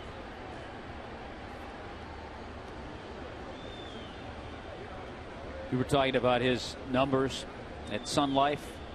333, 7 career home runs in that ballpark.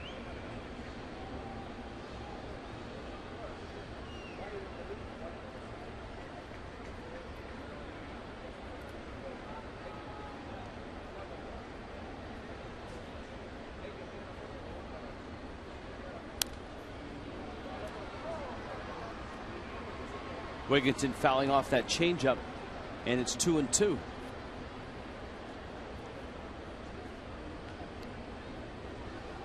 Last night the Marlins got 8 innings from Josh Johnson. He was terrific. Gave up just the 1 run and 3 hits. Off-speed pitch, lined into left field. That's a base hit. Peterson up with it. Here comes Franzen. Here comes the throw to the plate, and he's in there. And this game is tied. That's the significance of that ball 4 call. It brought Wigginton to the plate, and he's the guy in the Phillies lineup that has hit Burley the best. He's driven in both runs in this game. And we've also, Rich, gotten to that crucial point in the game for Mark Burley. 6th inning, 3rd time around the batting order, where the numbers just haven't been good. And the Phillies come up and tie it just like that.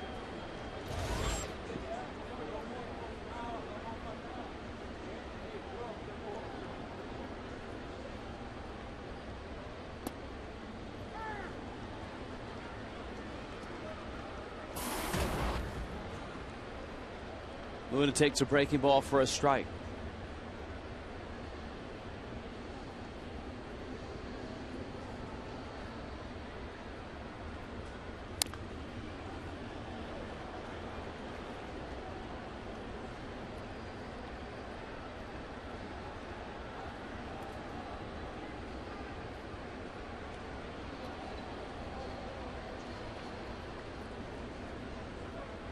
Those are the ERAs by inning, and as Tommy pointed out, 3rd time through, which usually happens in the 5th or the 6th inning.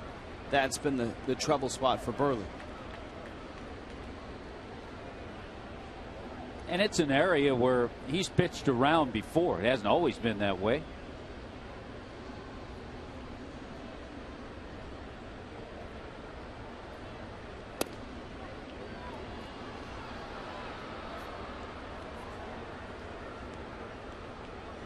One and 2.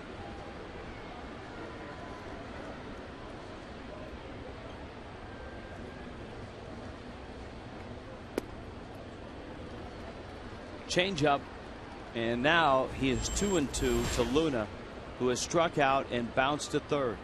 Add them up. The first 4 innings, 42 pitches, 44 pitches the last 2 innings. Breaking ball, center field. Hernandez back there and makes the catch. But Ty Wigginton strikes again, and he ties this game at 2 apiece.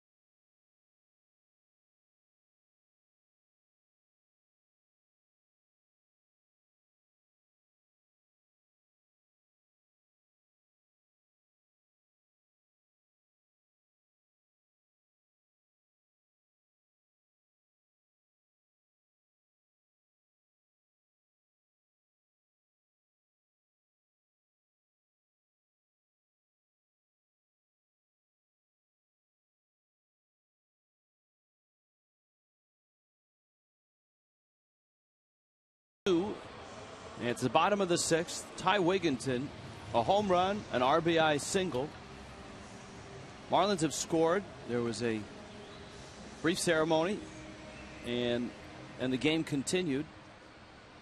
The scoreless streak snapped at 30. They got those runs against Roy Halladay. And Carlos Lee was the guy that started it all by walking to lead off that 4th inning.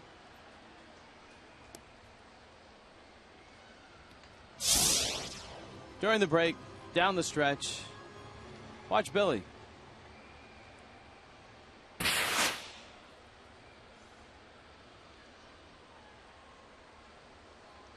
Never fun to take a claw to the oblique. Nah, especially when you're not expecting it. There have been enough oblique problems on the Marlins as it is. Lee fouls it back. Carlos Lee is lined out, and that walk came in the 4th. It was a Lee walk. Stanton then doubled. Greg Dobbs broke the streak appropriately. Dobbs is now, what, 10 for 11? With a runner at 3rd and less than 2 outs and getting that run home. Dominic Brown into foul territory. And he makes the catch. All My Sons Moving and Storage always brings you the poll question. And here it is. Do you think the Marlins will keep Carlos Lee after this season? Yes, no, not sure.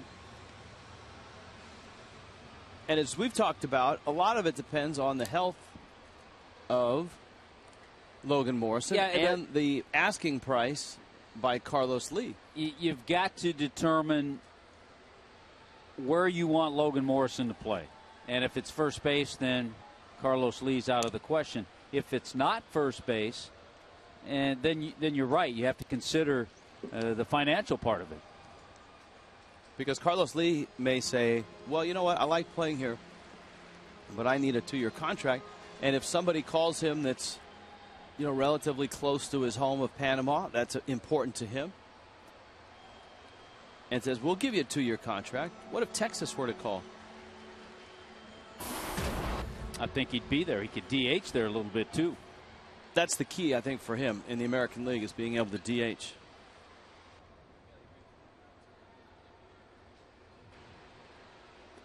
One-two pitches down low. Giancarlo Stanton doubled in the 4th. How about Houston? Because they'll be in the American League next year. Swing and a miss. Stanton slaps his bat. I was talking last inning about how watching Roy Halladay, we're probably not seeing the sharp Roy Halladay, but you know what? It's a 2-2 game, and he's only given up 2 runs on 4 base hits. So that's how good he is. And when he needs to make a pitch, he made a perfect pitch on a fastball that tied up Stanton, that last pitch to strike him out.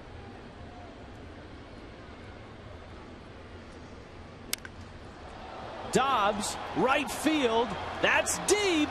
That is gone. Have a day, Dobber. First pitch every at bat. And Greg Dobbs, a solo shot, gives Miami the lead.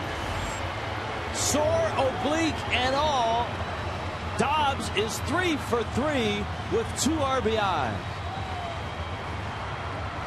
And Rich doing it against his former club, the Philadelphia Phillies. He has taken the approach, early swings against Roy Halladay. All 3 of his base hits today have been on the first pitch.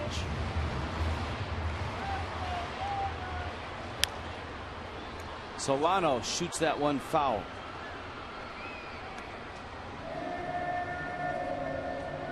Wow, he really got that one too. That one stayed up a little bit. It was a good pitch to hit, and just enough.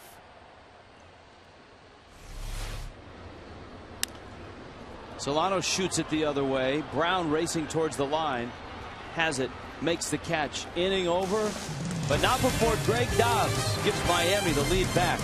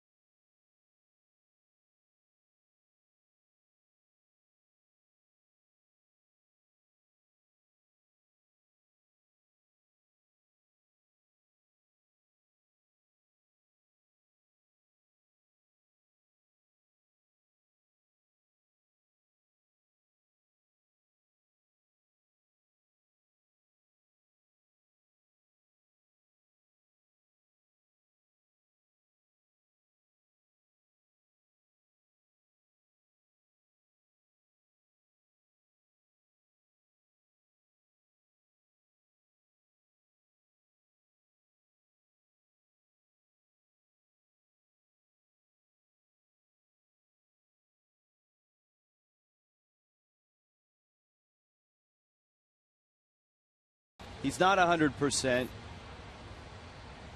He's got a sore oblique, and he's facing one of the best pitchers in the game, and he's 3 for 3. He's driven in 2. Third 3-hit game of the year, and he's taken his average from 292 up to 302. And so Mark Burley has the lead back. Let's see how he does in the 7th inning. As Tommy pointed out, the 6th inning's been an issue for him. Bouncer out towards Solano, who gets to first quickly. And there's an out here in the 7th. John Mayberry, Eric Kratz also coming up for the Phillies. There's Ryan Webb. We told you earlier in the telecast, this is only the 3rd time that 2 pitchers who have thrown a perfect game and a no-hitter have faced each other in Major League history. The other 2 games, it was the same matchup in the same year, 1966. Sandy Koufax, Jim Bunning. And our thanks to the folks at Stats. Aaron Charlton for helping us out, and Tim Baser for, in Aaron's word, doing code on this, which is got to be. That's some secret message. We'll see Aaron in L.A., won't we? It's the 2-0. It's a strike. It is a secret message. Yeah. It's like, quit bothering us with these questions. Bother us when you get to L.A. Won't we see Aaron in L.A.? We will. Aaron's usually in the booth for us. All right. Here's the 2-1. That's hit hard left, and Peterson is there. Boy, Mayberry barreled that one up. Burley gets allowed out, and now he's got Eric Kratz in the 8th spot.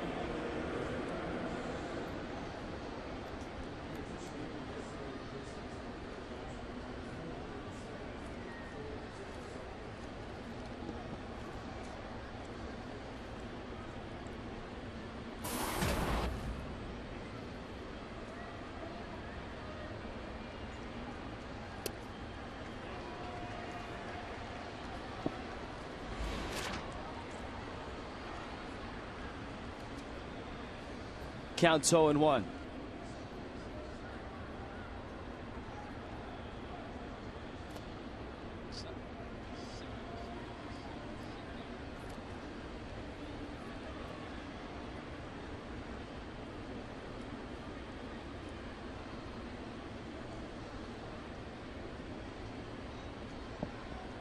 Here's the 1-1.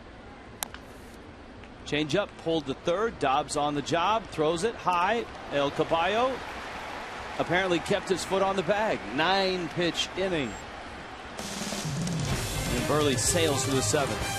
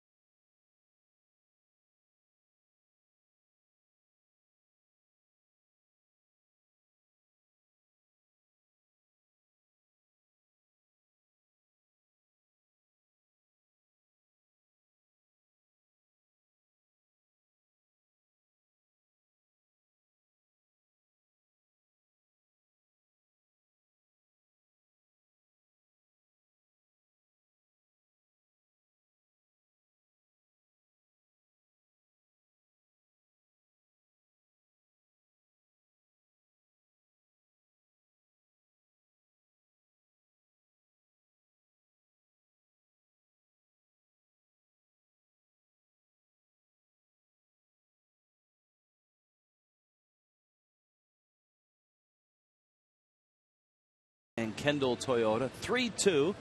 Miami on top.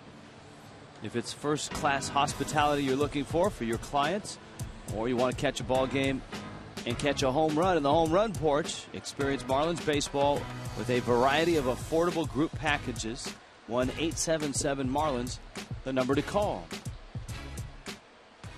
Roy Halladay delivers. John Buck takes a strike.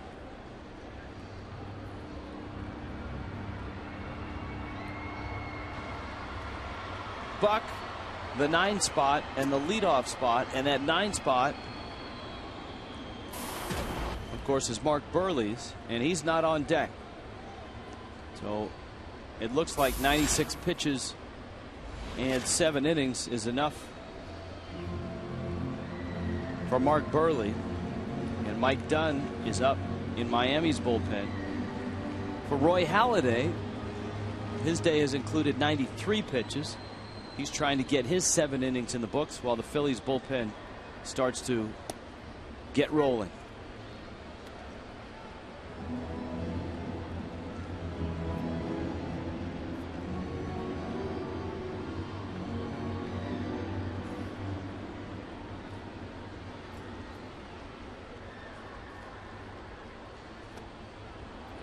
Buck swings and misses, and he strikes out for the 2nd time.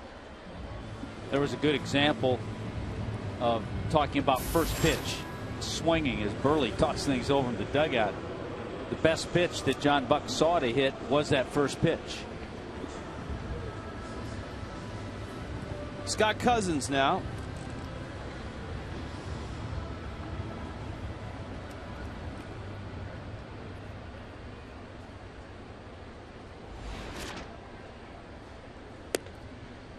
And Halladay misses outside with a fastball.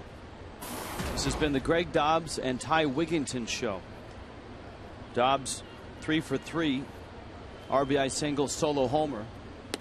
Wigginton has a solo homer and an RBI single.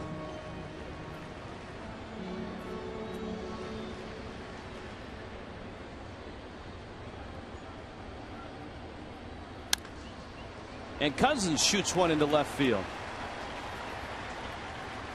So a pinch hit, base hit for Scott Cousins.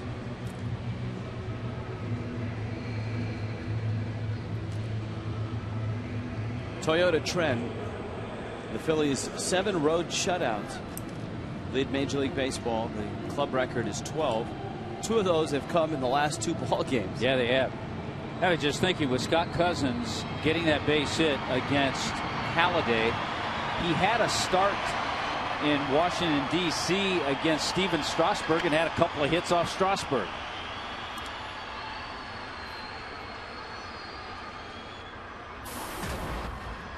You got Cousins that can run a bit, and you've got Peterson, a good contact guy at the plate.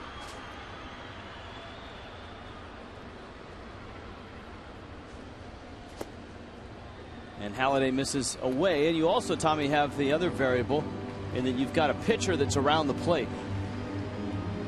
If you want to hit and run, now's a good time.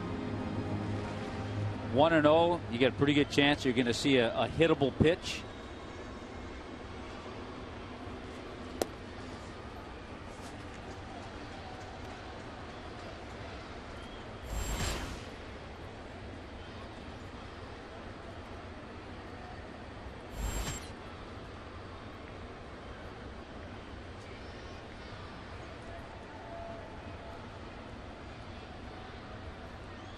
Counts 2-0.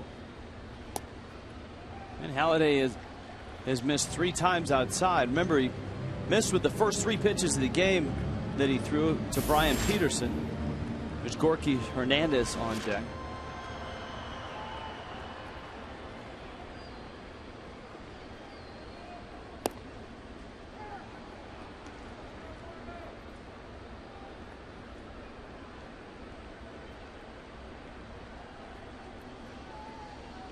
So 3-1 now.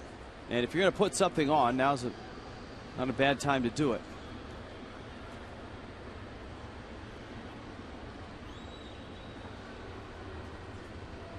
Halladay steps off. Of course, a hit and run on 3-1 is tough to do. It becomes a run and hit. Yes. He's running, and Peterson is hitting. Drives it out to left. Luna settles under it and makes the catch. Fox Saturday Baseball returning this Saturday. The Red Sox and the Yankees, or the Pirates and the Cardinals. Fox Saturday Baseball presented by Budweiser returns August 18th, 3:30 Eastern, 12:30 Pacific. Check your local listings for the game and the start time in your area. Rich, with all the stuff you've read over the last few days about Bobby Valentine and the Red Sox and his situation there, can you see him being back there next year?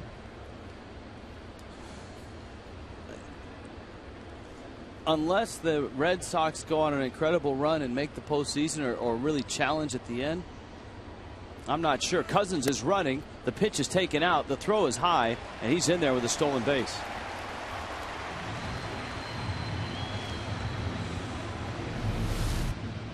Good job by Scott Cousins. Nice jump. Straight on slide. Beats the throw from Eric Kratz.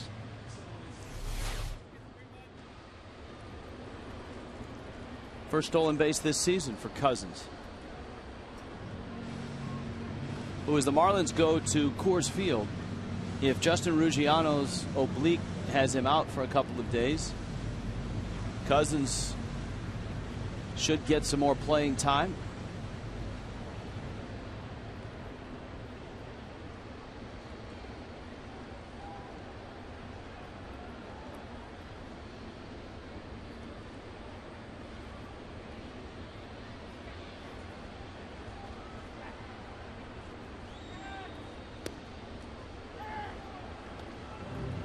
Hernandez takes a strike. Now the count evens at 1-1 strike. Now the Marlins, the first 3 games of that series, we'll see a righty, then a lefty. Let's see Alex White, Jeff Francis.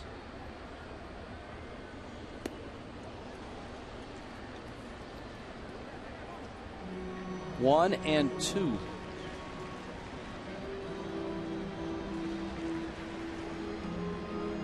Burley struck out 3. Halladay has punched out 6. Both have given up a solo homer.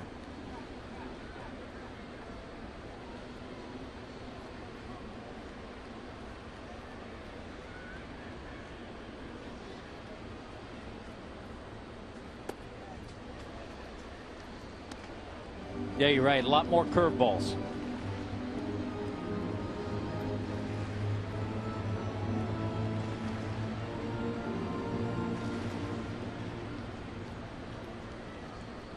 That's been his featured pitch, especially to all the right-handed hitters.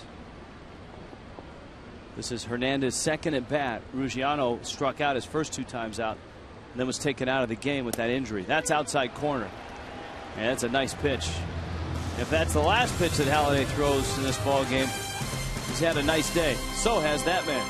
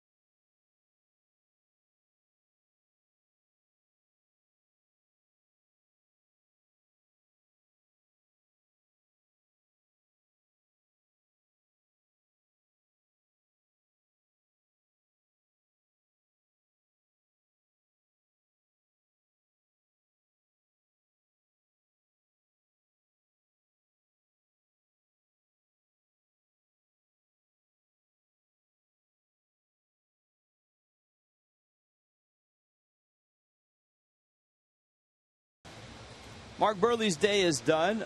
Mike Dunn's day is just beginning. Let's check in with Craig Minervini. Craig?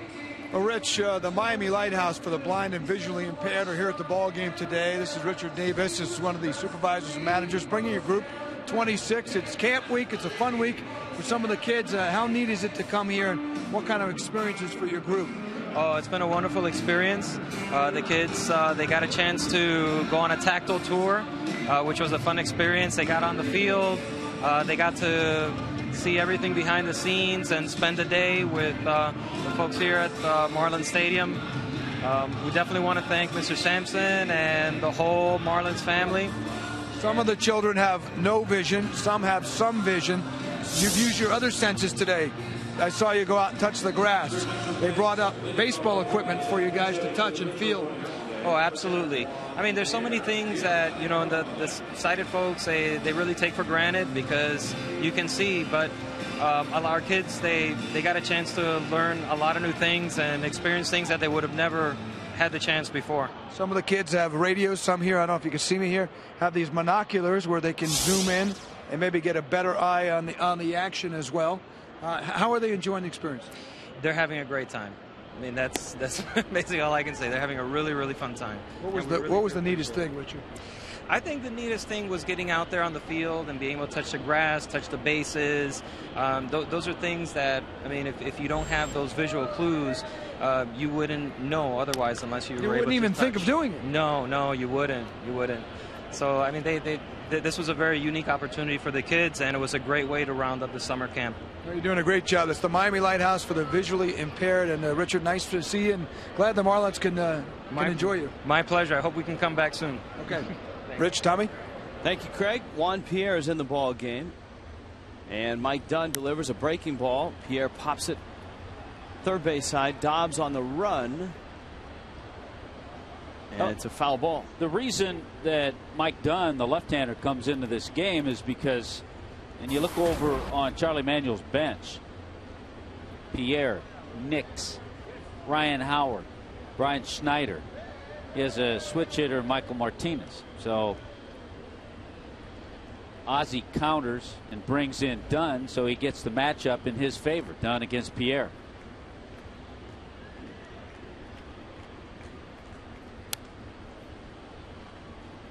JP fouls it back.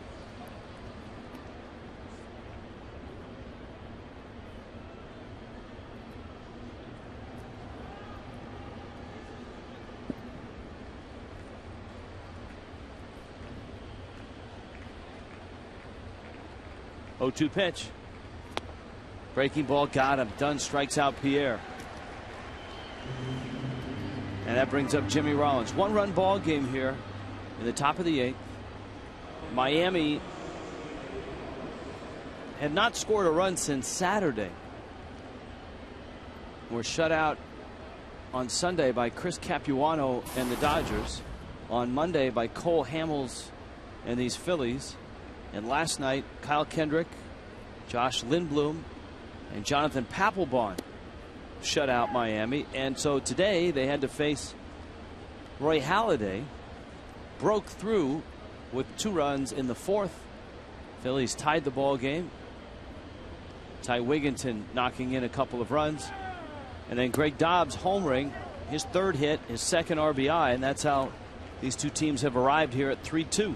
I think the reverse lock effect has kind of been in play here this afternoon.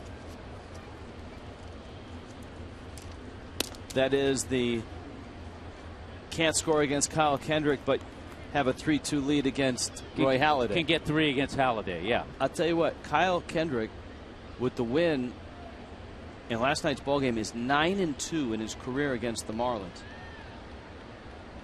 That's the highest winning percentage against the Marlins for any major league pitcher with at least 10 decisions.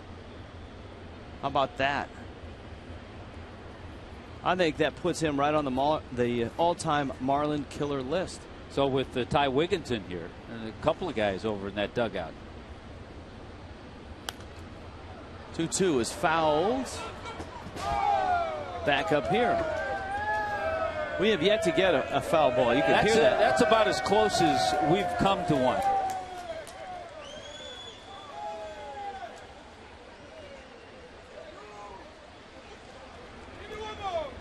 Guys down below us playing the carom. That one fouled back. That one is shy of us. Yeah, we don't have one yet. The folks down there, they've been able to get everybody okay down there. They've been able to get a few of them.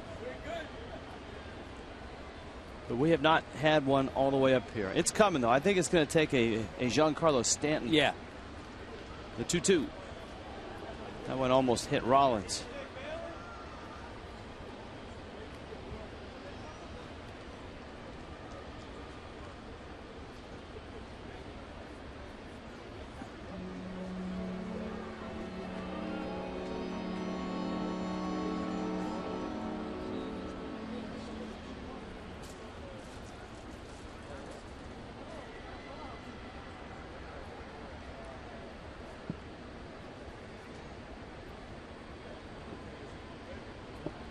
Three-two. One of the things you notice about starting pitchers and relief pitchers, the differences between the two, and it's really evident in a start by Burley and Halladay, is the pace at which relief pitchers work compared to starting pitchers. Why is that? I have no idea. I mean, if I were a relief pitcher, it's almost like they come in and this is going to be their stage for however long it takes, and they're going to stretch it out as long as they want because they can. But it's not just. I don't know, and I'd love to see a reliever come in and work like Burley. It's not just the Marlin relievers; it's everybody.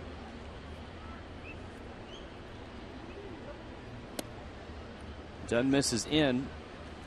It's Kevin Franzen. But it changes, to me, it changes the whole pace of the game. Your defense is out there for much longer. You're waiting around a lot longer if you're playing behind someone working slowly.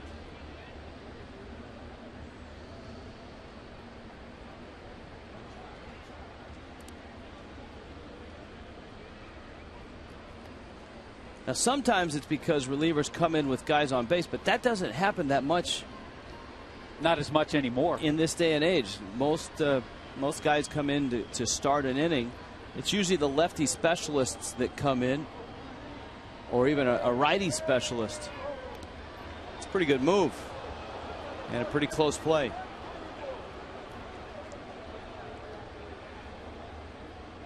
Having watched Rollins for the last couple of innings, haven't seen any limp or anything to indicate that he's injured. Remember, he jogged out a ground ball. Yeah, he jogged early in the ball game.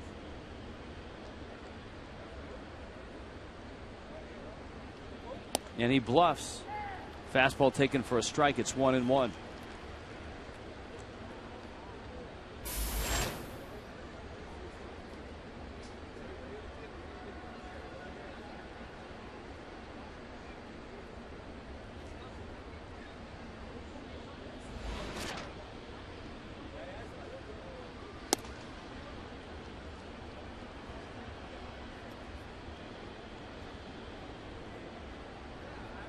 Two and one.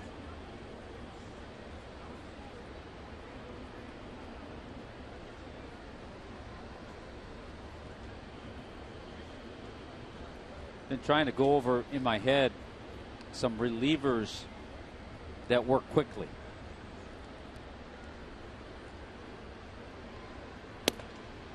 Does working from the stretch change pace? It does, and I also know that a lot of times when a reliever comes in, it's a key moment of a game with runners on, so the catcher's looking over to see if he wants to get a pitch out and all those things. There are more things happening a lot of times.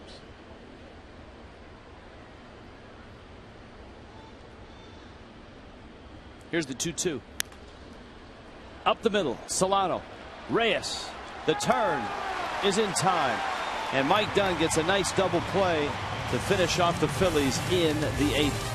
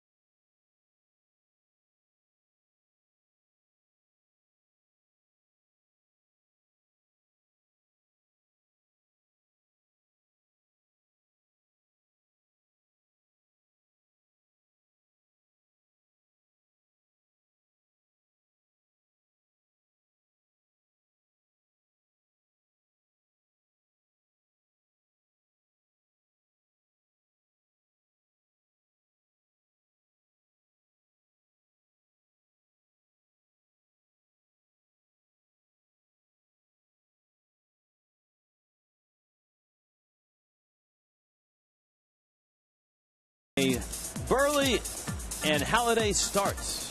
That's interesting how things happen. A little hit batter. El Caballo to third on the double by Stanton. He comes in to score. Great at bat, I thought, by Donovan Solano. The sacrifice fly, that was with 2 strikes. To get that ball deep enough, just like that, the Phillies get back in the game. A solo shot by Ty Wigginton, but 402 feet later, off the bat of Greg Dobbs. He's had a 3-for-3 afternoon. He has been just terrific today. 3-2 Marlins now in the bottom of the 8th. And the fish will try to add some insurance. Jose Reyes, Carlos Lee, Giancarlo Stanton. And out of the bullpen is B.J. Rosenberg.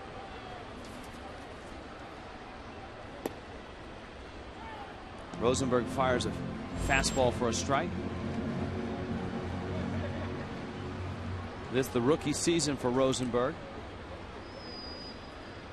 Made his major league debut in early June in Baltimore. Watched him warm up. Pretty good fastball and slider.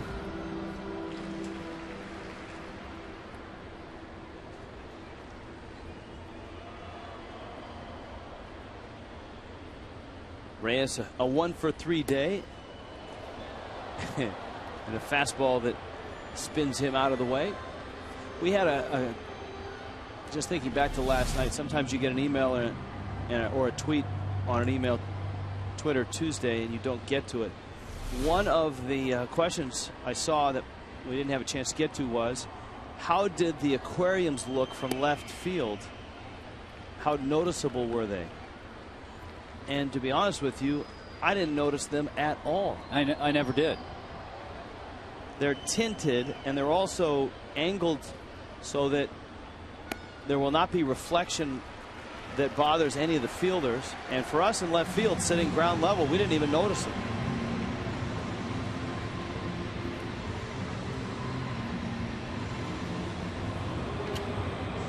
Reyes walks. That opens up the 8th.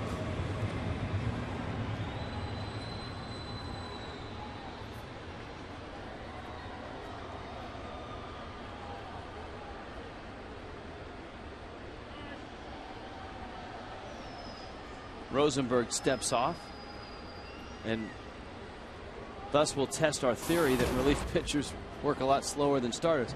I'll tell you one guy out of the bullpen, we was thinking about this, that is noticeably different and then works quickly, probably because he's been a starter his whole career. That's Carlos Zambrano.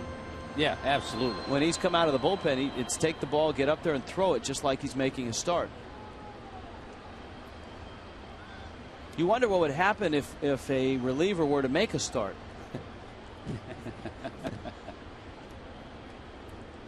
Chris Hatcher in Miami's bullpen. Wade LeBlanc did a good job. Well, he's even faster as a starter. Right, but as a reliever, you're right. He worked quickly as well.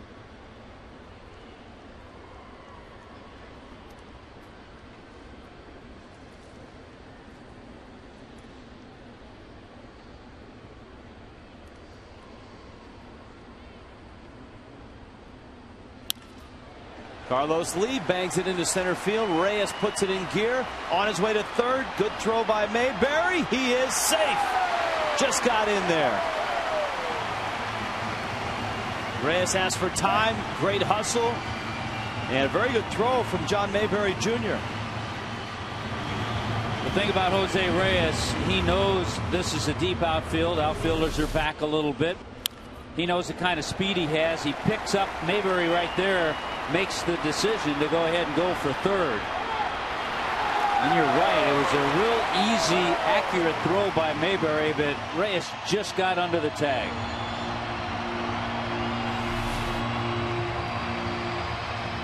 Here is Giancarlo Stanton. Well, the hopes of the San Francisco Giants having a strong finish just took a bit of a hit. News crossing MLB Network reporting, Melky Cabrera has been suspended 50 games for testing positive for excessive testosterone. That hit the home plate umpire, and that can't feel good for Chad Fairchild.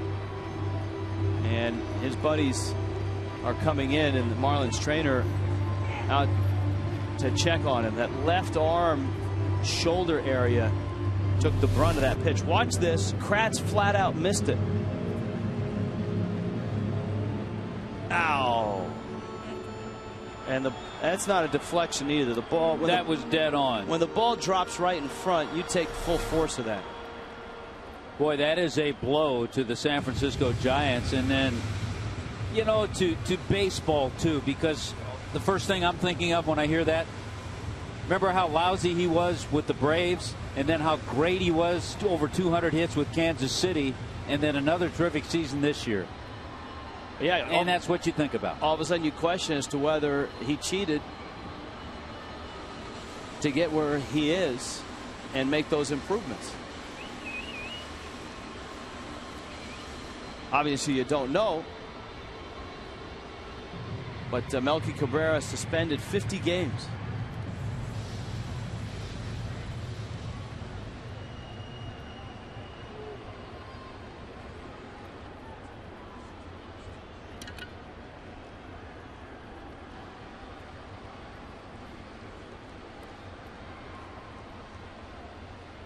Stan, a high chopper, and it's into left field, a base hit. Reyes will score. Lee stops at second. There's your insurance run. And it's 4-2. And B.J. Rosenberg has yet to get it out. And a 2-hit game for Stanton today. Had the big double back in the 4th inning. This one, he gets so much topspin that once it hits the ground that way, it had no problem getting over the head of the third baseman, Kevin Franson.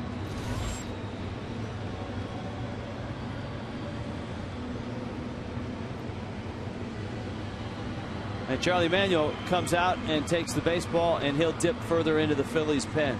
4-2 Miami, bottom 8. Back after this.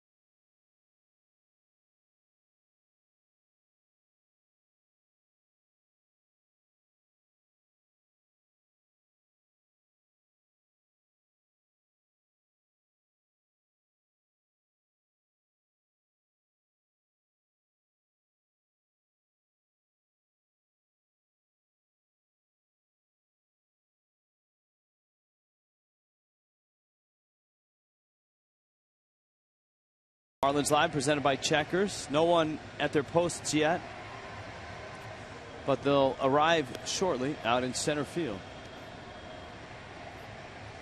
Antonio, or actually Raul Valdez has arrived. Yeah, Valdez, fastballs and sliders. And it'll be interesting to see if Dobbs swings at the first pitch. Of course, it's a completely different pitcher in Valdez. Dobbs has seen 3 pitches today. Seen 3 pitches. He has 3 hits. I shortchanged him. His home run was 407 feet. I think I said 402. So 407 on the home run by Dobbs his last time up. Roy Halladay, 7 innings, 3 runs. B.J. Rosenberg does not get it out here in the 8th.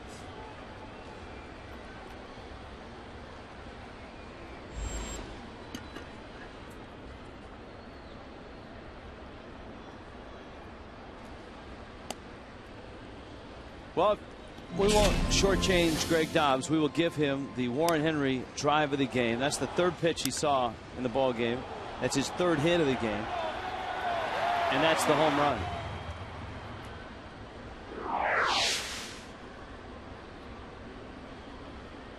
One of the things about distances in this ballpark, when you look out where Dobbs hit it, it's 392 at the end of the bullpen. That's a long way out there. It is a long way, and you got to remember the fence is 12 feet high. And so it's not only a long way, but you got to get it up and over a tall wall, which gets bigger progressively into center field. And by the way, we never want to shortchange the most interesting man in baseball, Greg Dobbs.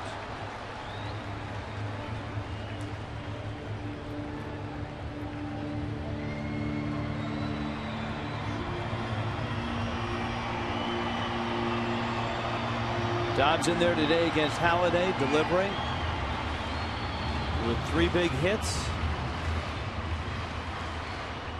Carlos Lee with Stanton at first. There's nobody out. And Dobbs fly ball to center. That should be, well, I'm not sure. Lee is tagging. Mayberry has it. Lee is running. Mayberry's throw. Stan's going to come all the way to second, and he's going to get there. Nicely done. Mayberry overshot the cutoff man. Figured he'd take a shot at Carlos Lee, and Stanton was sneaking up. And once he saw no one was going to cut it, look out, Tommy.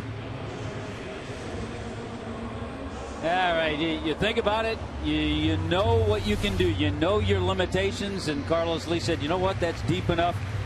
I can go 90 feet. I can get over to third base and talk to Joe Espada. But the alert play also was Giancarlo going from first to second.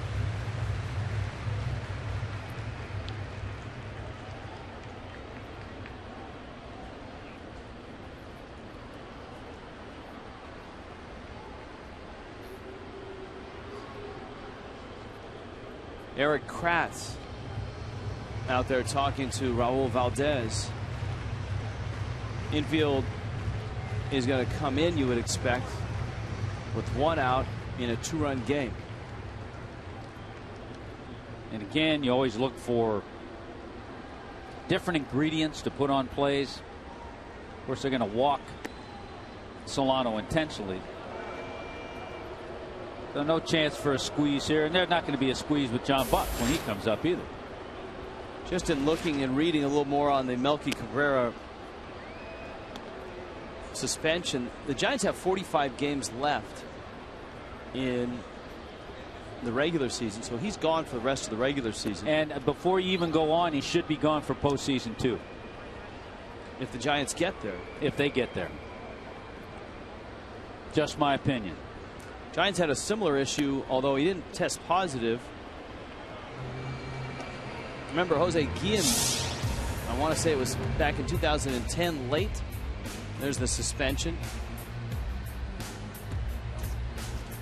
That was for receiving shipments of HGH. Melky Cabrera leading the National League coming into play today with 159 base hits. Second to Andrew McCutchen with a .346 batting average. Phillies going to the bullpen again. They're going to the Schwimmer. Nice.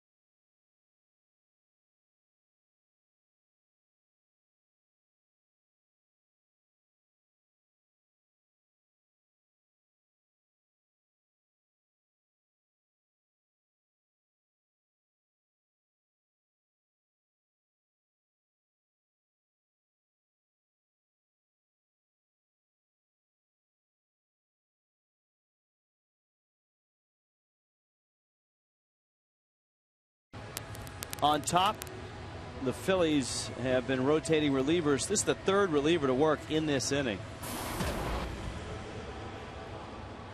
Michael Schwimmer, as Tommy aptly dubbed him. Well, you saw the move, the intentional walk, and then with the right-hander, John Buck coming up. Charlie Manuel goes to his bullpen. He brings in the right-hander. He's got his infield looking for a double play.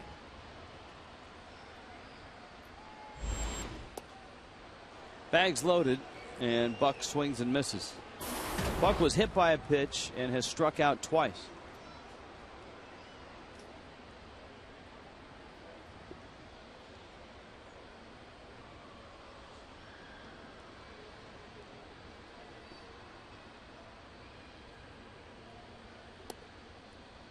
A ball and a strike. You've got Carlos Lee.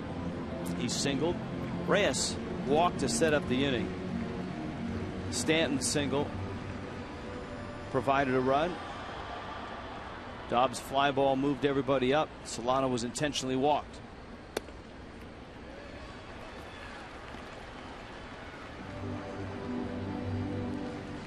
And it's 2-1. We were talking about the Giants and that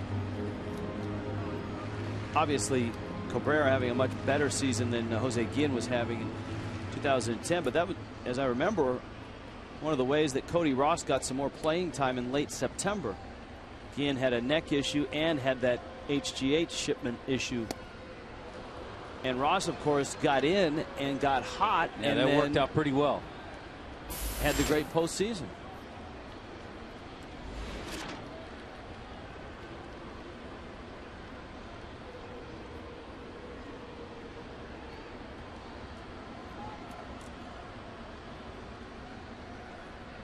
Counts 2-2. And Buck check swing. That's close. He did go, says Tom Hallion. And so John Buck has struck out 3 times. This one really hurts with the bases loaded and 1 out. That's close. Yeah, that's close. He just couldn't hold it back.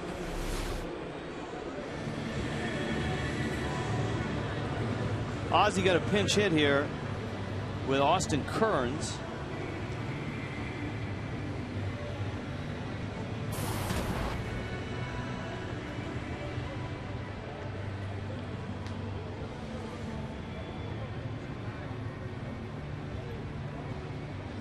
Austin Kearns has put together a nice pinch hitting season so far. 7 for 21 off the bench.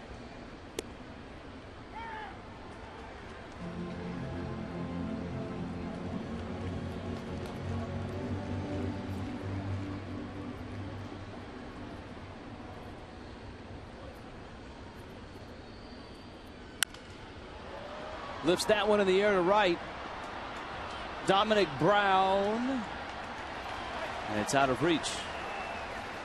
And a heck of a play. You know, the one thing about that Melky Cabrera story, Rich, it does tell you that, yeah, testing continues to go on. And if guys are using, they're going to get caught. Nice. Speaking of getting caught, that's a nice play by the fan down there. John Paul Morosi on Fox.com saying that the suspension of Melky Cabrera, the most notable since Manny Ramirez in 2009.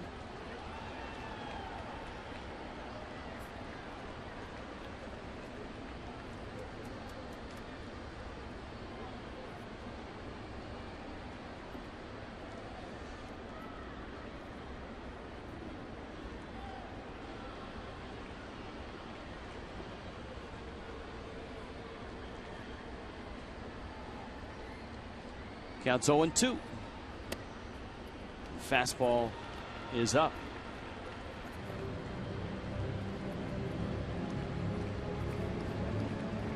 Ken Rosenthal reporting that Cabrera has taken responsibility in his statement, saying that my positive test was the result of my use of a substance that I should not have used.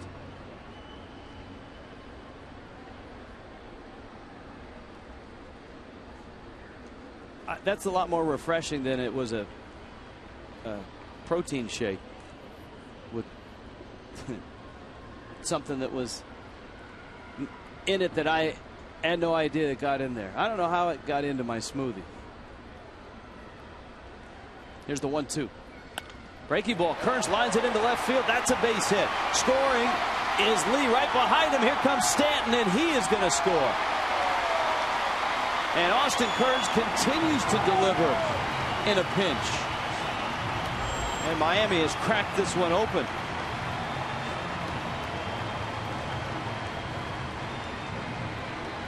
Boy, 6 runs seem like 16 runs today. Hanging slider, and Austin Kearns with his 8th pinch hit of the year, and a big one to drive home 2. Throw kind of sailed a little bit. Giancarlo able to score. Good solid AB. Another one from Austin Kearns. Pinch hitters have done a nice job today. Scott Cousins had a pinch hit and a stolen base back in the 7th inning. Brian Peterson now 2nd and 3rd. Solano's at 3rd with Kearns at 2nd. And Schwimmer gets a strike. Peterson 0 for 4. 9 hits, 6 runs for Miami.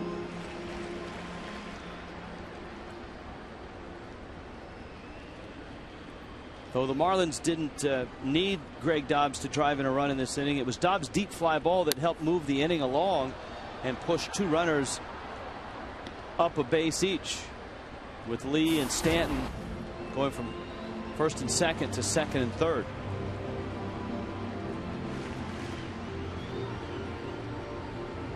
Steve Cishek, if you look right between the crack of those poles, you can see him. There he is.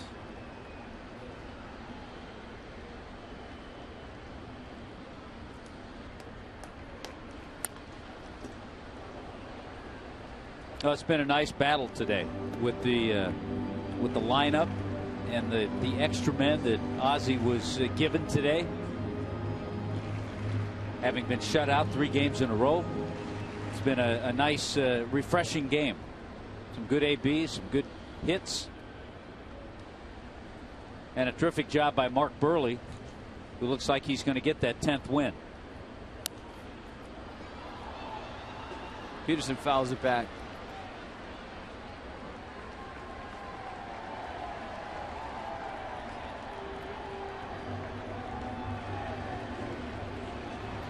(0-2) to Brian Peterson.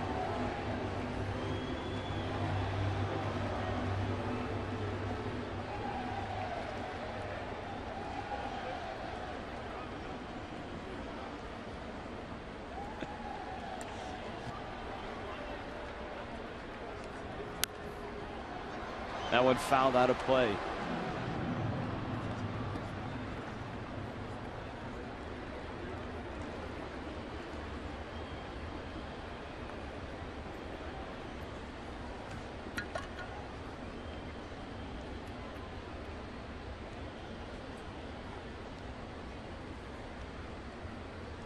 (0-2) coming.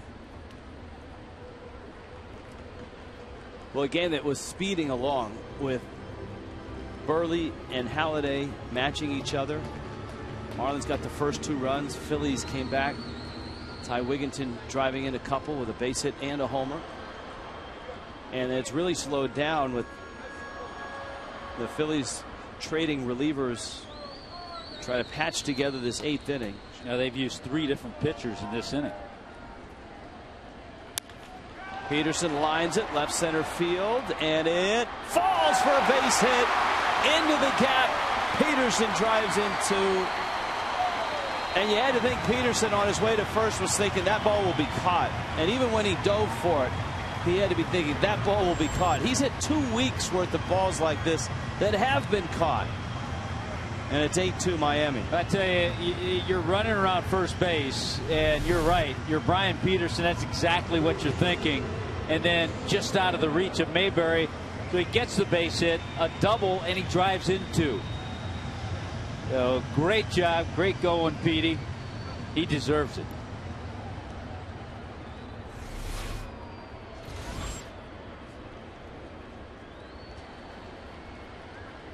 Gorkys Hernandez is the 9th man to come to the plate.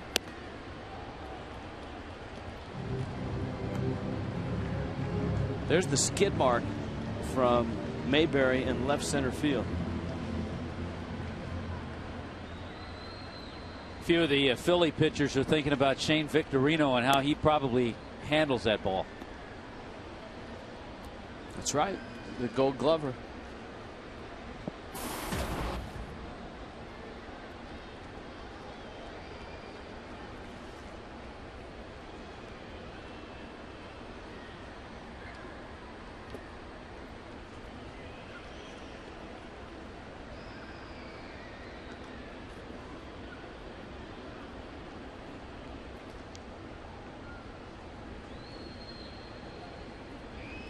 One and two with 2 outs. Gorkys Hernandez. Miami has put up 5 runs here in the 8th. You know, the last time the Marlins won the middle game of that Dodgers series, they scored 7 runs. They won that game 7-3.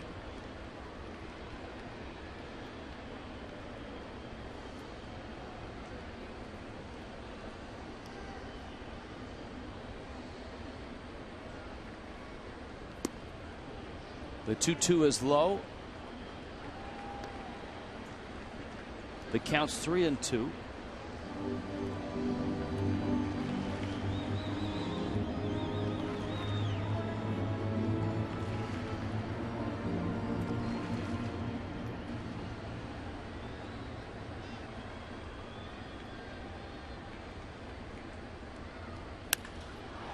Up the middle into center field, a base hit, and the runs just won't stop coming now. Peterson scores. Gorkys Hernandez with an RBI single. And Miami finally erupting after 30 innings without a run, after 3 days without a run. The Marlins hang 9 on the Phillies in a Roy Halladay start nonetheless. Good job by Gorkys to take it up the middle. The Marlins scored 13 in New York against the Mets. But other than that, it's been slim pickings.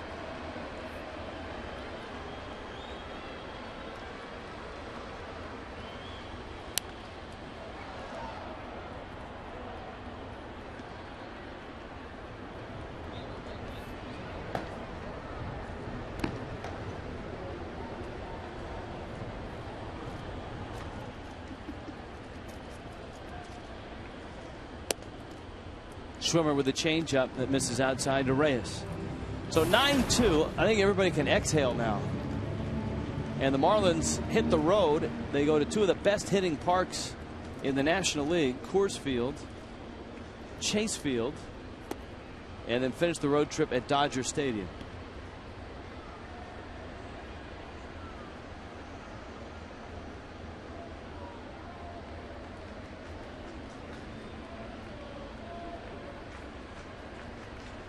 Reyes 1 for 3 with a walk.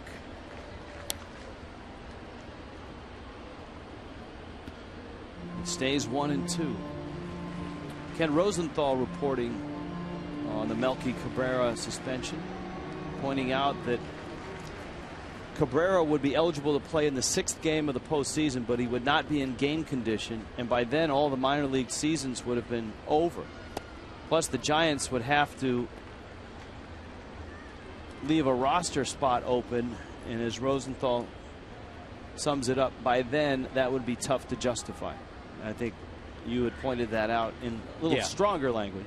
That's right. Well, I don't have the verbiage that Ken Rosenthal has. Or the bow tie.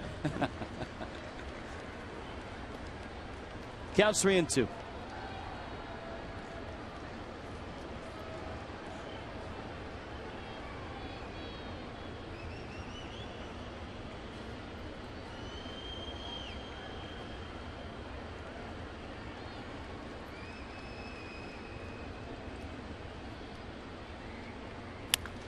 Reyes hooks one. Wigginton is there, and he gets to the bag just in time. But Miami puts a big crooked number up. And the Marlins feeling good about themselves now. The offense has arrived, and they go to the 9th up 9-2.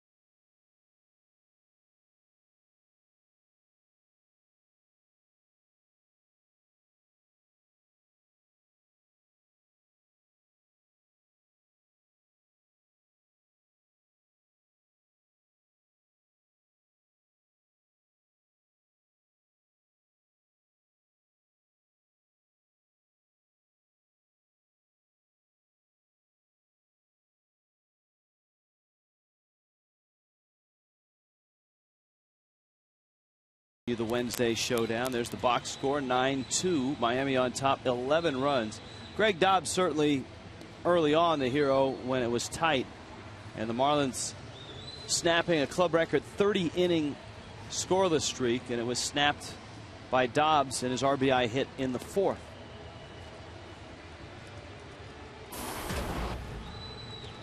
You know, that, the Mark Burley start, some timely pinch hitting, has put the Marlins in this position, and hand it over to Ryan Webb as he gets ready to work this top of the 9th inning. It's amazing. I'm looking back, Rich, the last 3 Marlins wins, they've scored 29 runs, and in their last 5 losses, they scored 3 runs. So it's kind of been all or nothing for Ozzie Guillen. Here's Utley now with Wigginton and Luna to follow.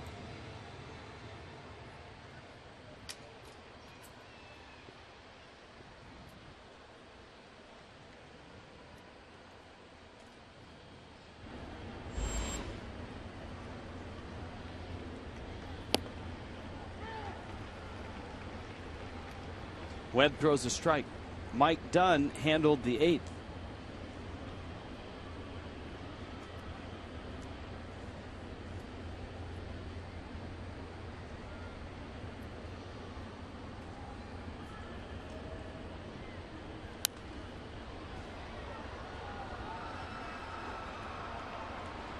Oh, and 2.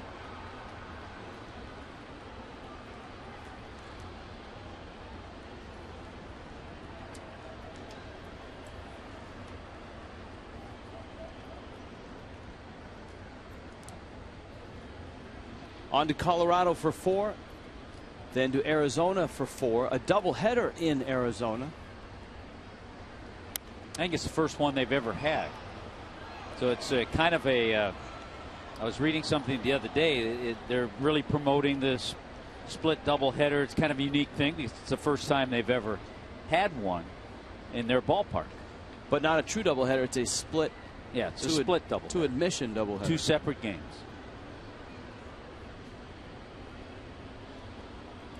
We will be televising the night game of that doubleheader. We will not televise the day game. Hernandez makes the catch. We will, if your schedule still says no television on Monday, that's not correct. And I wanted to point that out to you, Tommy, so when I show up, you're not out on some great country club in Scottsdale. So there is a game. Game and television on Monday. Okay. Game and television on Tuesday. Doubleheader Wednesday. We televise the second game. Thursday is a travel day. Marlins need all day to travel from Phoenix to Los Angeles. Reyes fires the first in time. So there's a couple outs here in the 9th inning. Home Depot presents doing more on defense. This was a very nice play to set the tone in the first inning. Boy, grit his teeth, still bothered by that oblique, and I'm sure defensively making throws, he feels it as well. So not only has he made some nice defensive plays, 3 big base hits, the 407-foot home run today.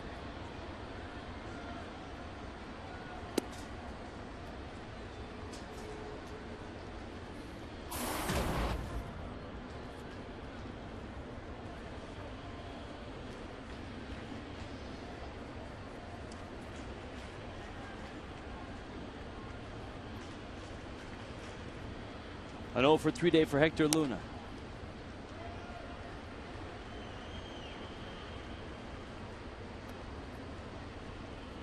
Ball and a strike with 2 outs.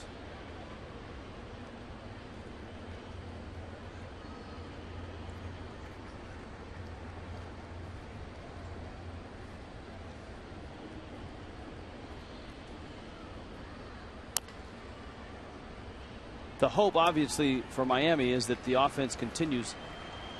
You're going to need to score runs when you go into Colorado. Yeah, it's a ballpark where you know you're going to have to go toe-to-toe with some guys who swing the bat. Of course, Tulowitzki's on the disabled list. Won't have to deal with him, but Carlos Gonzalez has been swinging a good bat. He's over 300, had a 4-hit game, I think, last night.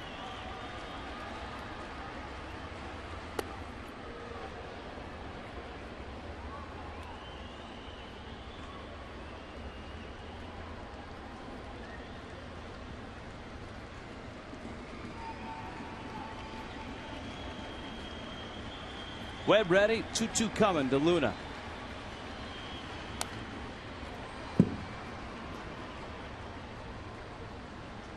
Rich, I saw where Miguel Cabrera last night picked up his 100th RBI, the first major leaguer to get to 100. Hit his 30th home run today. Tigers playing a day game against the Twins. So Cabrera now with 103 RBIs.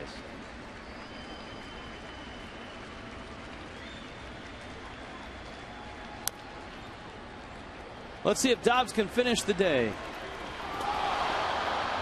Not quite.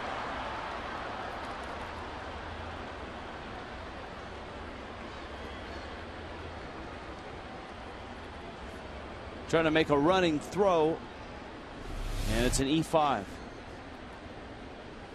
And kind of just didn't get on top enough. You saw how the arm angle was. Now the ball sailed a little bit. It might be tough to get on top with the good arm angle.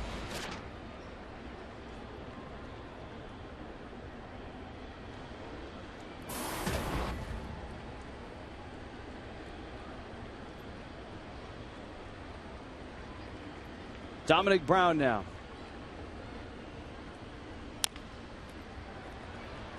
Webb has it and steps on the bag, and Miami wins the ball game 9-2. The final. Big day for Greg Dobbs. A banged up Greg Dobbs.